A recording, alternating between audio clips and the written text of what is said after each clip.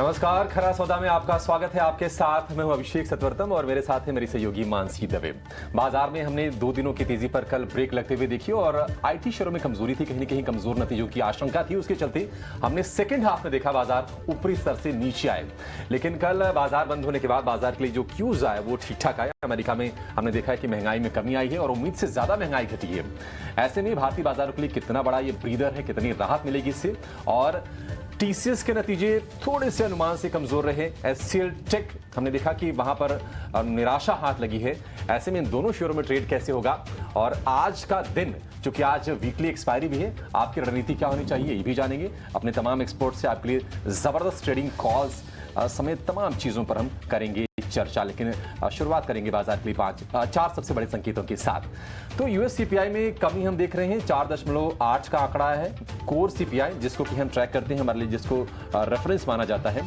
और हालांकि हम देख रहे हैं कि यूरोप के बाजारों में तेजी रही, यूएस के बाजार में भी तेजी रही। हालांकि डाउ दिन के ऊपरी स्तर से करीब 200 अंक नीचे जरूर बंद हुआ, लेकिन नेस्डेक 15 महीने की ऊंचाई पर ट्रेड कर रहा है।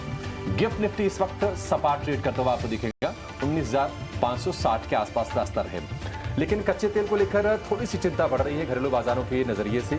ब्रेंट $80 के पार निकला है, 2 महीने की ऊंचाई पर ट्रेड कर रहा है। टीसीएस के नतीजे मिले जुले रहे हैं। हालांकि कंपनी ने वेज हाइक लिया है और उसके चलते मार्जिन पर हिट भी लिया है, लेकिन एचसीएल टेक ने निराश किया है। ये एक गौर करने वाली बात होगी। और आज अगर हम नतीजों की बात करें तो Wipro, Federal Bank, Angel One, इन तमाम नतीजों पर आज बाजार की नजर होगी। और नजर आज साथ साथ हम देखेंगे पतंजलि के ओएफएस पर भी होगी। प्रमोटर 18% डिस्काउंट पर अपना हिस्सा बेच रहे हैं, 9% हिस्सेदारी, ₹1000 का है फ्लोर प्राइस। तो पतंजलि के स्टॉक पर भी नजर यहां पर रहने वाली है। लेकिन ग्लोबल संकेतों की जरा चर्चा कर लेते हैं, क्योंकि मानसी कल उम्मीद के मुताबिक कहेंगे 4.8% का आंकड़ा आया। कोर सीपीआई में भी कमी आई है और अगर हम मेन सीपीआई की बात करें उसमें भी कमी आई है। बिल्कुल, 2 साल कैसे संकेत हैं? 2 साल के निचले स्तर पर महंगाई और उसका एक असर था। विदेशी बाजार में अमेरिकी बाजार बीती रात अच्छी पॉजिटिविटी के साथ क्लोज हुए, लेकिन साथ ही अगर गिफ्ट निफ्टी की तस्वीर देखेंगे, हम देख रहे हैं वहां पर सपाट ट्रेड जरूर देखने को मिल रहा है। लेकिन अमेरिकी बाजार में क्या हुआ, क्योंकि इकोनॉमिक इंडिकेटिव एक्शन और ढेर सारे डेटा आने हैं, डेटा स्पेसिफिक वहां पर कई सारे इवेंट्स हैं जिसका सीधा असर आप देख पाएंगे। महंगाई उम्मीद से ज्यादा घटी और इसी के चलते अमेरिकी बाजार में हमने एक सेंटिमेंट जो है वो डेवलप होते हुए देखे। ड्यूरिंग द सेशन डाउ में करीब 90 अंकों की बढ़त दिखी। नैस्डैक और एसएनपी में भी बढ़त के साथ ही क्लोजिंग, इनफैक्ट एसएनपी की अगर बात करेंगे 2022 के बाद सबसे उच्चतम स्तर पर एसएनपी 500 जो है वो क्लोज होता हुआ दिखा। एशियाई बाजार की इस वक्त की शुरुआत को अगर आप देखेंगे, जापान और कोरिया के बाजार में मजबूती जरूर दिख रही है। हालांकि गिफ्ट निफ्टी को वॉच आउट करना होगा, क्योंकि हल्की सी बिकवाली के साथ 19,550 के लेवल्स के पास ये ट्रेड करता हुआ नजर आ रहा है। इसके अलावा अगर आप देखेंगे आज पीपीआई के डेटा आने वाले हैं, तो इन डेटा इन इवेंट पर भी नजर रखनी होगी और आज फेड ऑफिशियल्स के बयान पर भी नजर रखनी होगी, क्योंकि इससे काफी हद तक एक सेंटिमेंट जो है वो डेवलप होते हुए दिखेंगे। महंगाई की जो चिंता है वो तो धीरे धीरे आप खत्म होती हुई या घटती हुई नजर आ रही है और उसके सेंटिमेंट भी आप देख रहे हैं विदेशी बाजार में। लेकिन इसके अलावा भी जो इवेंट्स है उस पर आप नजर रखेंगे।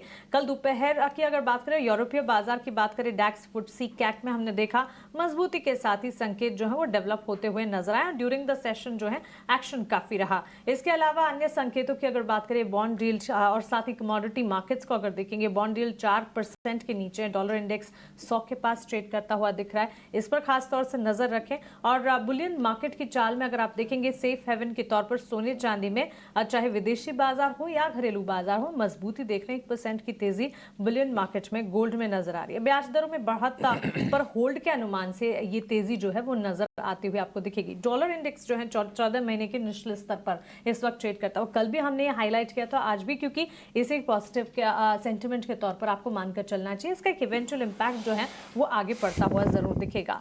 मई 2023 के बाद पहली दफा कच्चे तेल की चाल जो है $80 के पास नजर आ रही है। तो क्रूड, एनर्जी पैक, कच्चे तेल के साथ साथ नेचुरल गैस को भी देख लीजिए। यूएस 10 ईयर यील्ड जो है पहले 3.9 थी, 3.8 अब है। डॉलर इंडेक्स 101 के इर्द गिर्द है। गोल्ड में हम देख रहे हैं उछाल है और कच्चे तेल की चाल $79-80 अब बैरल के आसपास। तो ठीक ठाक संकेत विदेशी बाजार के वैसे अभिषेक कहे जाएंगे, क्योंकि अमेरिकी बाजार अच्छी मजबूती के साथ बंद हुए, भले ही इवेंट स्पेसिफिक दिन था और अच्छे इवेंट महंगाई की जो चिंता है वो कम होने के चलते, और एशियाई बाजार भी ठीक ही है इस वक्त। गिफ्ट निफ्टी अगर संभलता है तो फिर सब सही है। नहीं, संकेत अच्छे हैं मानसी, निश्चित तौर पर। और महंगाई का जो अनुमान था 5% का था, कोर सीपीआई का, वो 4.8% आया। हेडलाइन सीपीआई 3.1% का अनुमान था, वो 3% आया। तो दोनों ही फ्रंट पर महंगाई को लेकर राहत मिली है। और कहीं ना कहीं अब जो नजर होगी वो होगी यूएस फेड पर, क्योंकि दरों में बढ़ोतरी का एक पॉज तो जरूर लिया था, लेकिन कब ये थमेगा ये सिलसिला, इस पर नजर होगी। तो उम्मीद ये करनी चाहिए कि अब शायद ये जो सिलसिला है ये थम जाएगा। लेकिन भारतीय बाजार ये आईटी सेक्टर के नतीजों की उम्मीद, क्योंकि कमजोर नंबर्स की उम्मीद थी और उसी के चलते 2 दिन की तेजी कल मानो थम सी गई। करेक्ट। वही अब 2 दिन नतीजे कमजोर आने की आशंका थी और उसके चलते हमने देखा था कि कल बाजार सेकेंड हाफ में थोड़ा सा कमजोरी के साथ भी बंद हुए। तो हालांकि बाजार की अगर हम ओवरऑल बात करें तो मजबूती का ट्रेंड कायम है, क्योंकि मानसी कल भी हमने देखा था कि 19,500 का स्तर इंट्राडे में पार हुआ था। हालांकि सेकेंड हाफ में थोड़ा सा कमजोर जरूर हुआ, लेकिन एक चीज यहाँ पर एक हाईलाइट करनी जरूरी है कि 19,300 यहाँ पर जो पुट वाले जो खिलाड़ी है ना बहुत एक्टिव हैं। तो यहां पर बाजार के लिए मजबूत सपोर्ट है। अगर इसके नीचे अगर जाता है अगर निफ्टी, तो फिर 19,000 से लेकर 18,900 तक के दायरे खुल जाएंगे। 19,500 और 19,550 इस रेंज के जब बाहर निकलेगा निफ्टी, तो हम फ्रेश ब्रेकआउट का संकेत मान के चल सकते हैं। लेकिन मोटा मोटी हम कह सकते हैं कि बाजार एक कंसोलिडेशन वाले फेज में ही है। लगातार 7वें सत्र में निफ्टी 19,300 से 19,550 की रेंज में रहा है। बैंक निफ्टी की बात करें तो हमने कल छोटे सरकारी बैंकों को हमने चलते जरूर देखा, लेकिन ओवरऑल अगर देखेंगे तो प्रेशर में था। निफ्टी बैंक के 12 में से 8 शेयर हमने कमजोरी के साथ बंद होते हुए देखे। निफ्टी बैंक में लगातार हमने कल चौथे सत्र में कमजोरी देखी और अब उम्मीद ये करनी चाहिए कि 4 दिन की कमजोरी के बाद आज थोड़ा सा थमता हुआ दिखेगा निफ्टी बैंक। 44,600 के आसपास आ गया है निफ्टी बैंक गिर के, और उम्मीद ये करनी चाहिए कि यहां पर जो सपोर्ट है उसका निफ्टी बैंक सम्मान करेगा और यहां से फिर से चलने की कोशिश करेगा। ब्रेंट क्रूड पर नजर जरूर रखनी चाहिए, क्योंकि अब $80 के पार निकल गया है, 2 महीने के ऊपरी स्तर पर है। और ब्रेंट क्रूड का ऊपर जाना यानी कि भारतीय इकोनॉमी के लिए थोड़ा सा नेगेटिव माना जाता है, लेकिन यह है कि ग्लोबल इकोनॉमी के अगर लिहाज से देखें तो ब्रेंट क्रूड की रिकवरी यानी कि ग्लोबल इकोनॉमी में एक तरह से रिकवरी का संकेत माना जाता है। तो बाजार के लिए ओवरऑल संकेत आज की ये है।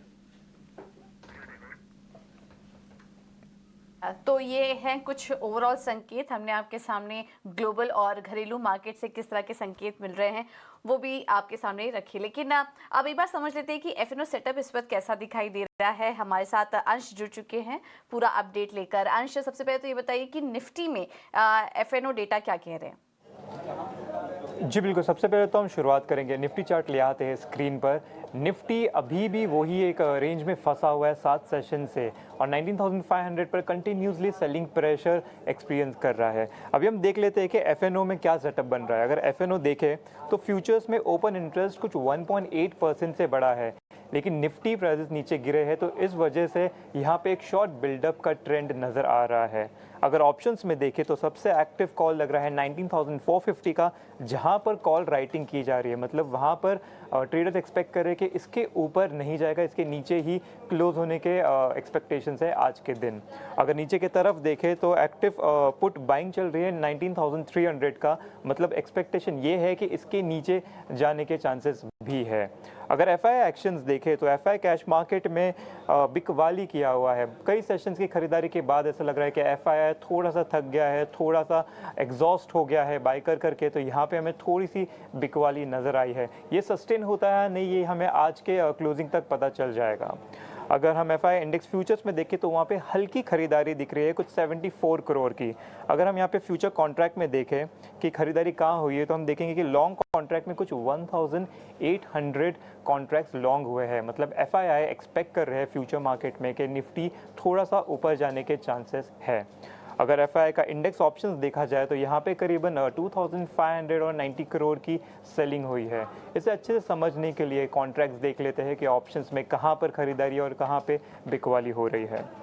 इंडेक्स ऑप्शन कॉन्ट्रैक्ट्स देखें तो कॉल लॉन्ग्स बन रहे हैं कुछ 1,25,000 कॉन्ट्रैक्ट्स के, और कॉल शॉर्ट्स बन रहे हैं 1,50,000 के।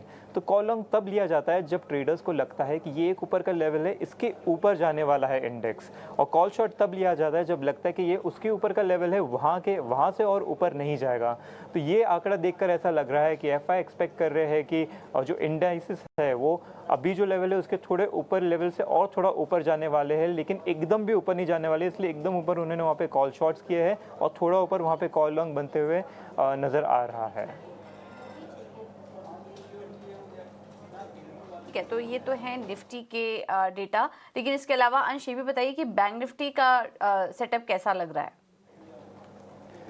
जी बिल्कुल, बैंक निफ्टी के लिए इसका चार्ट ले आते हैं स्क्रीन पर। जैसे कि हमने ये बात किया था अभी 7:30 को भी कि निफ्टी का अगर ये चार्ट देखें तो कंसोलिडेशन से नीचे की तरफ तो ब्रेकडाउन दिया हुआ है, लेकिन जब भी कंसोलिडेशन से ब्रेकडाउन देता है तब एकदम स्ट्रॉन्ग सेलिंग प्रेशर के साथ गिरता है, लेकिन निफ्टी बैंक में ये नज़र नहीं आ रहा है। यूजुअली एक रेंज बनता है, दूसरा रेंज उसके एकदम ही नीचे बनता है और फिर एकदम नीचे बनता है, इस तरह से गिरता है, लेकिन निफ्टी बैंक बहुत धीरे धीरे नीचे जा रहा है। तो यहाँ पे वीकनेस है, लेकिन इतनी तगड़ी वीकनेस अब तक नहीं आई है निफ्टी बैंक में।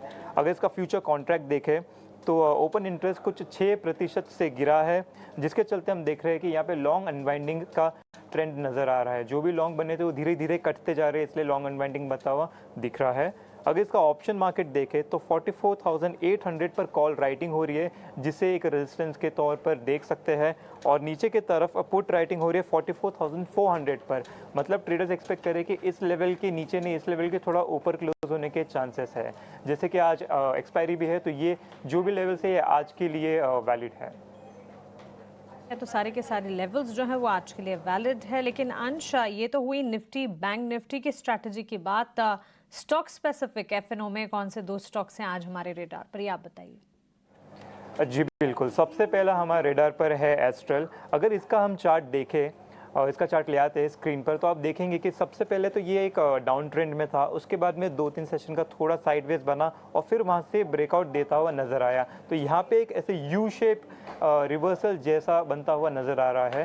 साथ ही साथ जहाँ से ये यू शेप जैसा सपोर्ट ले रहा है वहाँ पे एक 50 DMA भी आया हुआ है। तो ये दोनों रीजंस के चलते हम यहाँ पर थोड़ी सी खरीदारी देख सकते हैं। दूसरा स्टॉक जो हमारे फोकस में है वो है NMDC का। इसका चार्ट भी ले आते हैं स्क्रीन पर।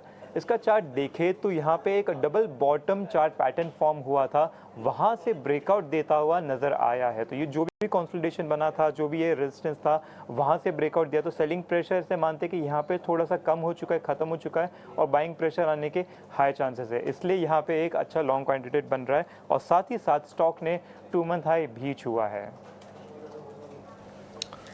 ठीक है, तो ये 2 स्टॉक जो आपके फोकस में होना चाहिए, और यहाँ पर कुछ बढ़िया संकेत निकल के आ रहे हैं जैसा कि अंश बता रहे हैं। लेकिन अपने एक्सपर्ट्स को जोड़ेंगे। हमारे साथ जुड़ गए हैं किरण जानी और साथ साथ कुणाल परार।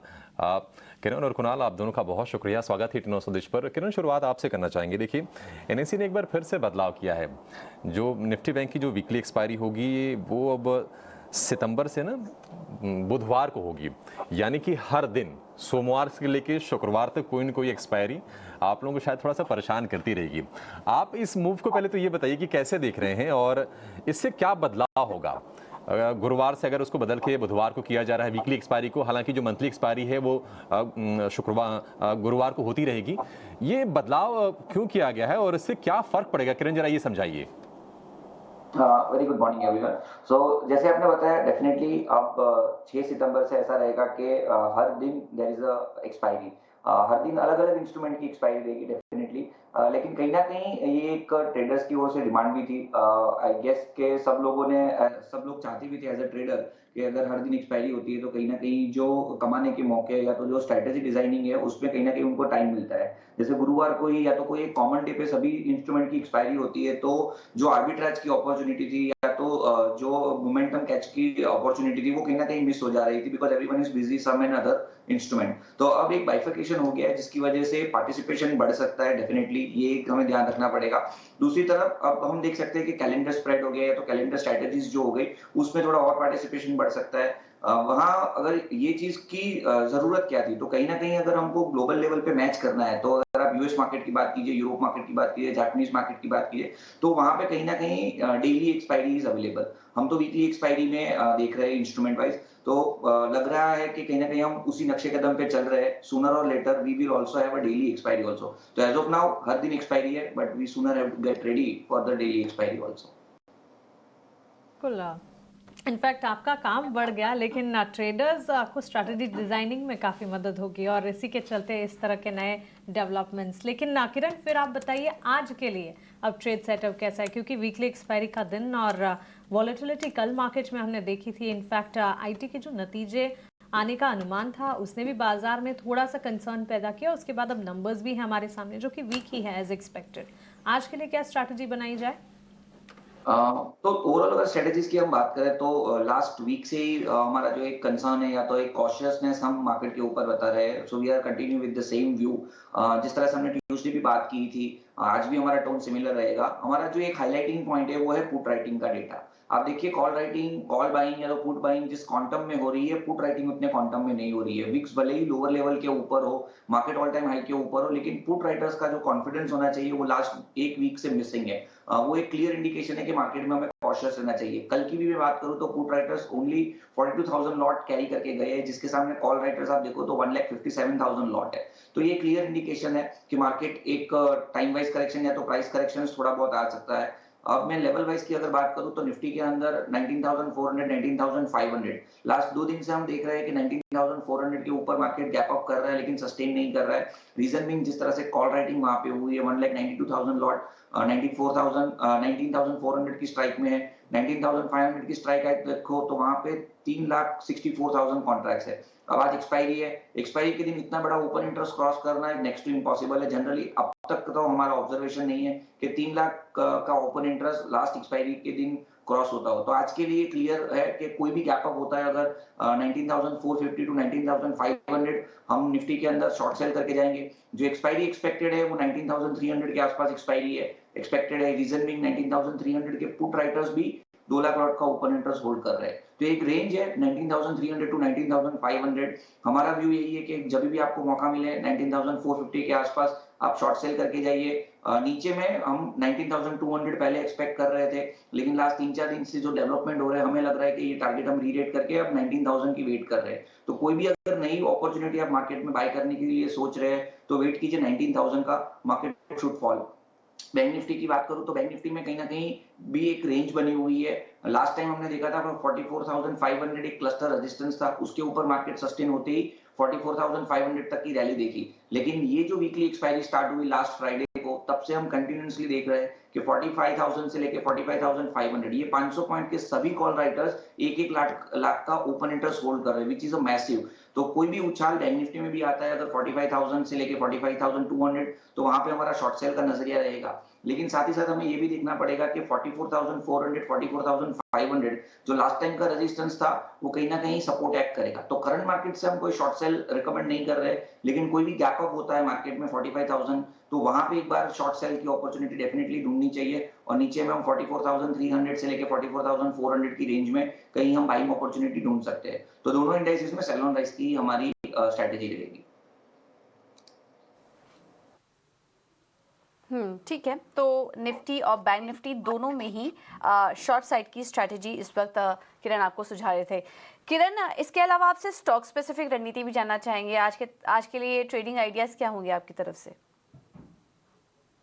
मिक्स व्यू रहेगा हमारा। तो जिस तरह से हम बैंक निफ्टी बैंक और निफ्टी में हम शॉर्ट सेल रिकमेंड कर रहे हैं, तो हमारा जो फ्रंट लाइनर स्टॉक्स है उसमें हमारा व्यू थोड़ा नेगेटिव है। एक्सिस बैंक की मैं बात करूं तो हमारा पहला कॉल रहेगा एक्सिस बैंक में, हमारा शॉर्ट रिकमेंडेशन है। रीजन बीइंग डेली चार्ट के ऊपर डबल बॉटम पैटर्न बना हुआ है, साथ ही साथ मल्टीपल सपोर्ट जो थे 960 के वो उसने ब्रेक डाउन कर दिया है। मोमेंटम इंडिकेटर भी अब नेगेटिव जोन में जा रहा है विद नेगेटिव डाइवर्जेंस। तो एक्सिस बैंक हमारा शॉर्ट सेल कैंडिडेट रहेगा। 950 955 के बीच में आप शॉर्ट सेल करके जा सकते हो। एक आध दिन में 925 तक के टारगेट हम एक्सपेक्ट कर रहे हैं and 966 as a stop loss हम एक्सिस बैंक में मेंटेन करेंगे। अब कल हमने देखा था कि यूएस सेशन के दौरान डॉलर इंडेक्स में जो गिरावट आई थी वो कहीं ना कहीं मेटल सेक्टर को हेल्प कर सकती है। तो हिंदुस्तान जिंक हमारा बाय कॉल रहेगा मेटल सेक्टर के अंदर से। डेली चार्ट के ऊपर एक राउंडिंग बॉटम पैटर्न ब्रेकआउट आ चुका है। स्पेशल डिविडेंड की वजह से उसमें जो प्राइस करेक्शन हम देख रहे हैं वो because of the dividend factoring है। ओवरऑल चार्ट काफी पॉजिटिव है। 330 के आसपास की सेटलमेंट थी, हम लॉन्ग करके जाएंगे। 345 एज अ टारगेट हम एक्सपेक्ट कर रहे हैं and 319 as a stop loss हम हिंदुस्तान जिंक में मेंटेन करेंगे। तो एक्सिस हमारा शॉर्ट रहेगा, हिंदुस्तान जिंक हमारा बाय कॉल रहेगा। बैंक पर शॉर्ट की रणनीति और हिंदुस्तान जिंक यहां पर खरीदारी की राय है किरण की तरफ से 345 के टारगेट के साथ और 319 का स्टॉप लॉस आपको लगा के चलना है। कुणाल बताइए, आपके फोकस में कौन से शेयर हैं, आज आप क्या ट्रेड करने की सलाह देंगे? वेल एक्चुअली जिस हिसाब से किरण जी ने कहा है, मार्केट अगर कोई भी उछाल आता है तो बेचने की सलाह रहेगी। एंड इस लेवल पे अगर मैं बैंक निफ्टी की बात करूं, बैंक निफ्टी में काफी अच्छा सपोर्ट आ रहा है, एक lower band of rising channel. तो कहीं ना कहीं लग रहा है कि अगर नीचे बैंक निफ्टी आता है तो वहां से हमें बाउंस बैक देखने को मिलता है, लेकिन वो बाउंस बैक जो भी मिलता है वो हम शैलो राइज की तरह ही यूज करेंगे ना। दोनों इंडेक्स में पर्टिकुलरली जो व्यू बन रहा है मेरा वो वही बन रहा है कि अगर ये काफी अच्छा सपोर्ट है, सपोर्ट पे आता है तो बाउंस बैक मिल सकता है। रेंज बाउंड है तो बट ऑब्वियसली ये जो रेंज है उसका हमें ये रेंज का बेनिफिट लेना ही चाहिए। सो मेरे हिसाब से अभी दो स्टॉक है जो लग रहा है कि ब्रेकआउट भी हमें देखने को मिला है एंड आने वाले दिनों में एक अच्छी खासी मोमेंटम हमें स्टॉक में दिखा सकता है। सबसे पहला मैरिको है, तो 537 के अराउंड मैरिको का क्लोजिंग हमें देखने को मिला है एंड जिस हिसाब से स्टॉक एक अच्छे खासे सपोर्ट के साथ ट्रेड कर रहा है, मैं कहूंगा कि बाय करना चाहिए 511.55 के एसएल के साथ 511.55। टारगेट जो रहेगा वो टारगेट रहेगा 560, 560 का पहला टारगेट है। जैसे 560 ब्रेक होगा ओके, ऊपर में काफी लंबी उछालों में देखने को मिल सकती है up to the level of 575। तो 575 का दूसरा टारगेट भी हमें मैरिको में देखने को मिल सकता है। तो पहला मैरिको है 511.55 के एसएल के साथ बाय करेंगे।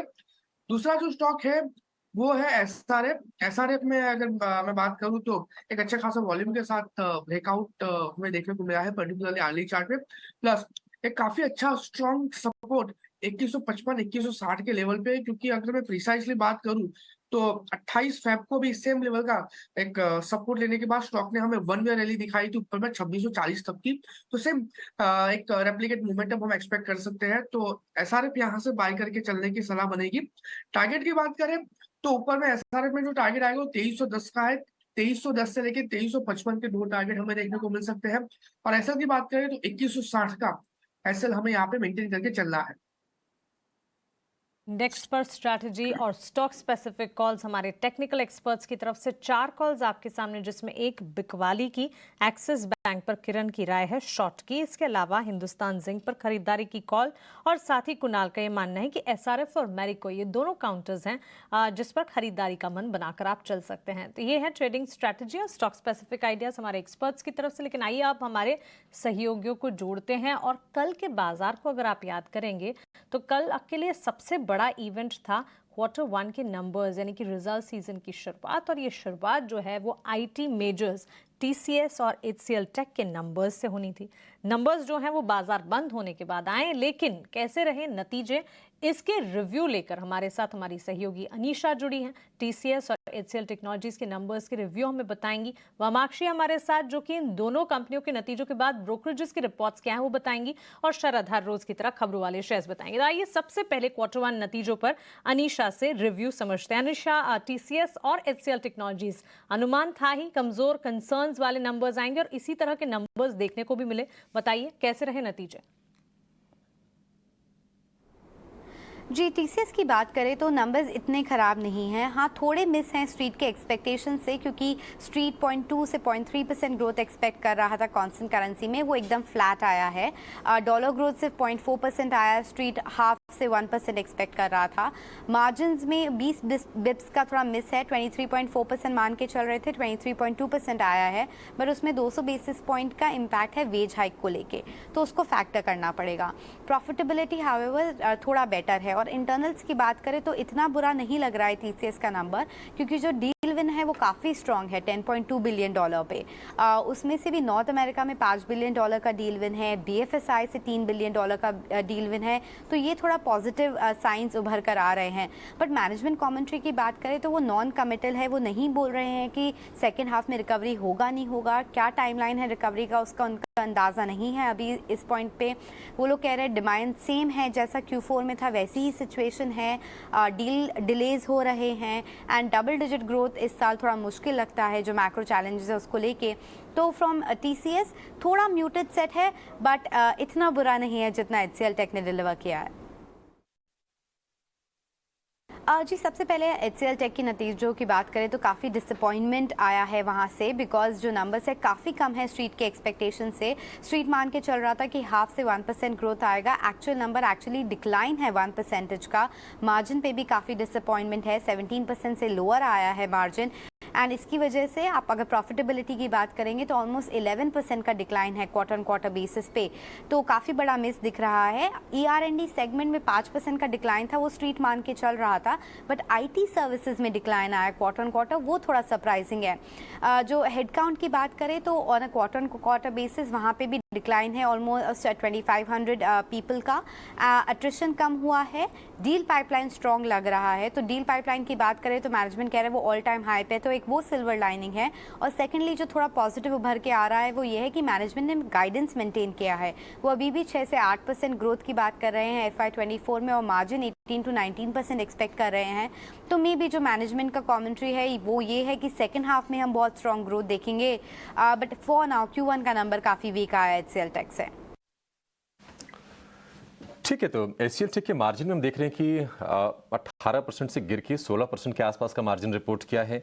अगर हम एबिट की बात करें तो 8% की भारी भरकम गिरावट वहां पर है, तो HCL टेक से निराशा ज़्यादा है। TCS की अगर हम बात करें तो इनलाइन नंबर्स हैं, कुछ चीज़ें थोड़ी सी कमज़ोर आई हैं, लेकिन अगर हम मुनाफे को देखेंगे तो ये अनुमान से ऊपर है। बाकी के आंकड़े TCS में भी हमें कमज़ोर दिख रहे हैं, मुनाफे में करीब 3% के आसपास का हिट है। लेकिन इन आंकड़ों के बाद अब ब्रोकरेज हाउसेस क्या कह रहे हैं HCL टेक को लेकर और TCS को लेकर, ये बताने के लिए वामाक्षी हमारे साथ हैं। वामाक्षी बताइए। जी बिल्कुल, शुरुआत करते हैं हम HCL टेक के साथ। हम देख रहे हैं काफ़ी सारे ब्रोकरेज रिपोर्ट्स आए हैं ये स्टॉक पर। नोम्यूरा ने अपनी न्यूट्रल की राय ज़रूर बरकरार रखी, मगर इन्होंने अपना टारगेट प्राइस 1100 से घटाकर 1090 कर दिया है। स्पार्क कैपिटल की तरफ से हालांकि रिड्यूस की राय बरकरार है, टारगेट प्राइस 1080 के साथ। लार्जली ब्रोकरेजेस का कहना है कि पहले तिमाही में कंपनी का परफॉर्मेंस अनुमान से थोड़ा कमज़ोर रहा है। कंपनी अपने जो FY24 की गाइडेंस है उसका टॉप एंड मीट करने में शायद सक्सेसफुल नहीं हो पाएंगे, काफ़ी चैलेंजिंग रहेगा ये टॉप एंड की गाइडेंस मीट करना। ओवरऑल डिस्क्रिशनरी डिमांड में जो ड्रॉप नज़र आया है, इसी के चलते तो कंपनी पर थोड़ा नेगेटिव इम्पैक्ट आने की उम्मीद की जा रही है। तो ओवरऑल ब्रोकरेजेस भी HCL टेक के परफॉर्मेंस को लेकर इतना खुश नहीं है। इसके अलावा TCS पर हम देख रहे हैं कि नोम्यूरा की तरफ से रिपोर्ट आ रही है और उनका कहना है कि पहले तिमाही के नतीजे मार्जिन और रेवेन्यू लेवल्स पर दोनों पर ही अनुमान से कमज़ोर कंपनी ने नतीजे रिपोर्ट किए हैं। ऑर्डर बुक हालांकि काफ़ी अच्छी तरीके से होल्ड अप हो रही है, मगर जो नियर टर्म विजिबिलिटी है ऑर्डर्स को लेकर वो थोड़ी सी लो नज़र आ रही है। हेडकाउंट एडिशंस थोड़ा वीक रहा है और अट्रिशंस भी मॉडरेट कर रहे हैं। इनका कहना है कि 25% EBIT मार्जिन कंपनी FY24 में शायद हिट ना कर पाए। तो ओवरऑल इसी के चलते नोम्यूरा ने अपनी रिड्यूस की राय को बरकरार रखा है, टारगेट प्राइस दिया है 2800 प्रति शेयर का। ओके, तो चलिए ये हुए TCS और HCL टेक्नोलॉजीज के नंबर्स और उसके साथ ब्रोकरेज हाउसेस की रिपोर्ट। लेकिन सीधी बात यह है कि HCL टेक्नोलॉजीज के नतीजे जो हैं वो कमज़ोर हैं in comparison to TCS। Of course TCS की भी अगर बात करें, किरण आपसे जानना चाहेंगे क्योंकि 2 रिपोर्ट्स आई हैं मॉर्गन स्टैनली की और जेफरीज की। दोनों में मॉर्गन स्टैनली की अगर बात करें इक्वल वेट की राय कायम रखी है, 3305 के टारगेट्स TCS के लिए बता रहे हैं, और जेफरीज ने होल्ड की राय TCS पर कायम रखी। इनका कहना है कि अच्छे ऑर्डर्स के बावजूद on short term basis demand में तो कमजोरी है, और ये कंसर्न है ही जो हमने देखी है। TCS को आप कैसे देखते हैं टेक्निकली चार्ट्स पर? सो ओवरऑल आईटी सेक्टर के ऊपर मैं पूरी बात करूंगा। जिस तरह से निफ्टी आईटी में ट्रिपल बॉटम बना है 26,000 के आसपास, वहां से एक अच्छा राइज हमें देखने को मिला है। अब 28-29,000 के बीच में कहीं ना कहीं कंसोलिडेट हो रहा है और डेली चार्ट के ऊपर एक inverted head and shoulder pattern breakout भी है। ड्यूरिंग दिस टाइम हमने देखा था कि मिड कैप आईटी ने मार्केट को आउट परफॉर्म किया था। Even with in the sector हमने देखा मिड कैप आईटी चल रहा था, लार्ज कैप आईटी नहीं चल रहा था। अब लार्ज कैप आईटी के अंदर आप इन्फोसिस ले लीजिए, टीसीएस ले लीजिए, लोअर लेवल से जिस तरह से उसमें रिबाउंड आया है, मल्टीपल बुलिश पैटर्न हम देख रहे हैं। टीसीएस की पर्टिकुलरली मैं बात करूं तो एक असेंडिंग ट्रायंगल पैटर्न बन रहा है, वहां पे डबल बॉटम पैटर्न ब्रेकआउट भी है। स्टॉक अपनी सभी इंपॉर्टेंट मूविंग एवरेजेस के ऊपर ट्रेड कर रहा है, तो कहीं ना कहीं 31-3200 जो है वो एक्यूमुलेशन जोन है। रिजल्ट के दौरान अगर कोई भी डिप आता है 3100 के आसपास तो डेफिनेटली इसमें लॉन्ग करके जाना चाहिए। 3000 का एक जो साइकोलॉजी लेवल है वो एक पोजिशनल स्टॉप लॉस रहेगा। अगर एज एन इन्वेस्टर आप देख रहे हो टीसीएस को, तो आने वाले 6 से 8 महीना आप टीसीएस को दीजिए, डेफिनेटली आप इसमें अच्छे रिटर्न्स बना सकते हो। तो हमारे हिसाब से हमने ऑलरेडी हमारे क्लाइंट को रिकमेंड किया है और हम एक्यूमुलेशन जोन के अंदर है। तो कोई भी टिप आएगा 3100 से लेके 3200 के बीच में तो we would like to go long, stop loss 3000 रहेगा। और ऊपर में कहीं ना कहीं अगर हम 8 महीने के लिए इन्वेस्टमेंट सोच रहे हैं तो 36,000 तक के टारगेट भी हम एक्सपेक्ट कर रहे हैं। ठीक है, टीसीएस किरण के हिसाब से गिरावट पर खरीदारी वाला ये शेयर है, लेवल्स आपको बता दिए हैं किरण ने। लेकिन कुणाल, अगर हम एसएल टेक की बात करें तो हर पैरामीटर पर कमज़ोर नतीजे हैं। अगर हम डील विन को भी देखें अगर कि किस तरह के डील्स किए हैं तो वो भी फ्लैट हैं, करीब करीब $1.5 बिलियन की डील की इन्होंने। अगर हम मुनाफे को देखेंगे तो तिमाही आधार पर 11% के आसपास की गिरावट है। मार्जिन 17% के नीचे आ गया, 18% के ऊपर के मार्जिन थे। और हम देख रहे हैं कि रेवेन्यू में भी करीब करीब 1.25% के आसपास की कमजोरी आई है। हालांकि मैनेजमेंट कॉन्फिडेंट है कि 6 से 8% की ग्रोथ होगी, 18 से 19% के मार्जिन को लेकर भरोसा वो जता रहे हैं, लेकिन वो सब तो आगे की बात है। डील विजिबिलिटी हालांकि मैनेजमेंट ये कह रहा है कि काफ़ी स्ट्रांग है। एक चीज़ जिसको मैं हाईलाइट करूंगा, उसके बाद सवाल आपसे पूछूंगा कि नतीजों से पहले हम देख रहे हैं कि 7 से 8% शेयर एचसीएल टेक का गिर चुका है। तो उसको ध्यान में रखते हुए अब एचसीएल टेक में क्या रणनीति अपनानी चाहिए? जिनके पास एचसीएल टेक हो उनके लिए आप स्टॉप लॉस कहां पे सुझाएंगे? आज अगर गिरावट के साथ ये शेयर खुलता है तो उस गिरावट पर भी शॉर्ट करना है या फिर खरीदारी के मौके खोजने चाहिए शेयर में? कल एचएल टेक का चार्ट देखे तो एचएल टेक अभी एक राइजिंग वेज फॉर्मेशन में ट्रेड कर रहा है और लोअर लेवल पे जो सपोर्ट आ रहा है वो 1090 का है, 1110 का क्लोजिंग है। अगर 1090 ब्रेक होता है तो फर्दर गिरावट भी स्टॉक में हमें देखने को मिल सकती है, जिसके बेस पे 1035 और उसके नीचे 990 तक का भी लेवल एचएल टेक हमें दिखा सकता है, क्योंकि राइजिंग वेज जो है एक बियरिश रिवर्सल फॉर्मेशन है। तो जिनके पास ऑलरेडी लॉन्ग है उनके लिए मेरा व्यू ये रहेगा कि 1090 के साथ आपकी जो पोजीशन है वो कंटिन्यू करो, क्योंकि अगर ये सपोर्ट ले लेता है तो वापस ऊपर पे स्टॉक 1215 तक का लेवल हमें दिखा सकता है। अगर 1090 ब्रेक होता है तो एक अच्छी खासी गिरावट हमें स्टॉक में देखने को मिल सकती है। सो जिनके पास स्टॉक है उनके लिए 1090 का एक अच्छा खासा यहाँ पे एसेस मेंटेन करने का मेरा जो है नजरिया रहेगा। और जिनको शॉर्ट करके चलना है मैं उनको कहूंगा कि एक बार वेट एंड वॉच कीजिए। अगर ये ब्रेक होता है 1090 तो कल का जो क्लोजिंग है उसी क्लोजिंग के एसएल के साथ हम इसको शॉर्ट कर सकते हैं फॉर टारगेट ऑफ 1035 और उसके नीचे 990 के टारगेट के लिए। कुणाल, काफी संभव है कि जब शुरुआत होगी ना, आप 1090 का लेवल बता रहे हैं, 1110 पर ये शेयर कल क्लोज हुआ है ये, यानी कि यहाँ से 20 रुपए नीचे का, बहुत संभव है कि उसके नीचे ही खुलेगा। नीचे के दायरे कहाँ तक खोल सकते हैं ये बताइए, और जरा ये ध्यान में रखिए कि अगर 3-4-5% की अगर कमजोरी के साथ ये शेयर खुले तो फिर क्या करना चाहिए? वेल नॉर्मली देखा गया है कि जब भी कोई स्टॉक गैप अप या गैप डाउन होता है और जो मोमेंटम है अगर वो कंटिन्यू रहती है, यानी कि अगर गैप डाउन हुआ है और गैप डाउन में ही यानी कि उसी डायरेक्शन में अगर मोमेंटम कंटिन्यू रहती है तो लाइकली चांसेस है कि 82 to 86% की प्रोबेबिलिटीज वहां पे बन जाती है एज पर टेक्निकल कि स्टॉक हमें नीचे 1035 990 तक के लेवल हमें दिखा सकता है। सो ये एक बार अगर ओपनिंग होता है, गैप डाउन ओपनिंग होता है, दिक्कत नहीं है। गैप डाउन ओपनिंग पे हमें ये देखना है कि क्या 10 बजे के बाद भी अगर सेम मोमेंटम कंटिन्यू है, अगर मोमेंटम कंटिन्यू है तो वहां पे हमें कंफर्मेशन भी मिल जाएगा और एक अच्छे रिस्क रिवॉर्ड के साथ हम वहां पे एक शॉर्टकट ट्रेड लेके चल सकते हैं। ठीक है, तो ये है व्यू आईटी स्टॉक्स पर। चलिए अब आगे बढ़ेंगे। हमारे साथ पैनल पर मयूरेश जोशी भी जुड़ चुके हैं। मयूरेश, बहुत स्वागत है आपका शो पर। आपके पास हम वापस आएंगे, लेकिन सबसे पहले चलते हैं शरद के पास और उनसे समझ लेते हैं कि खबरों वाले शेयर्स कौन कौन से हैं। शरद बताइए।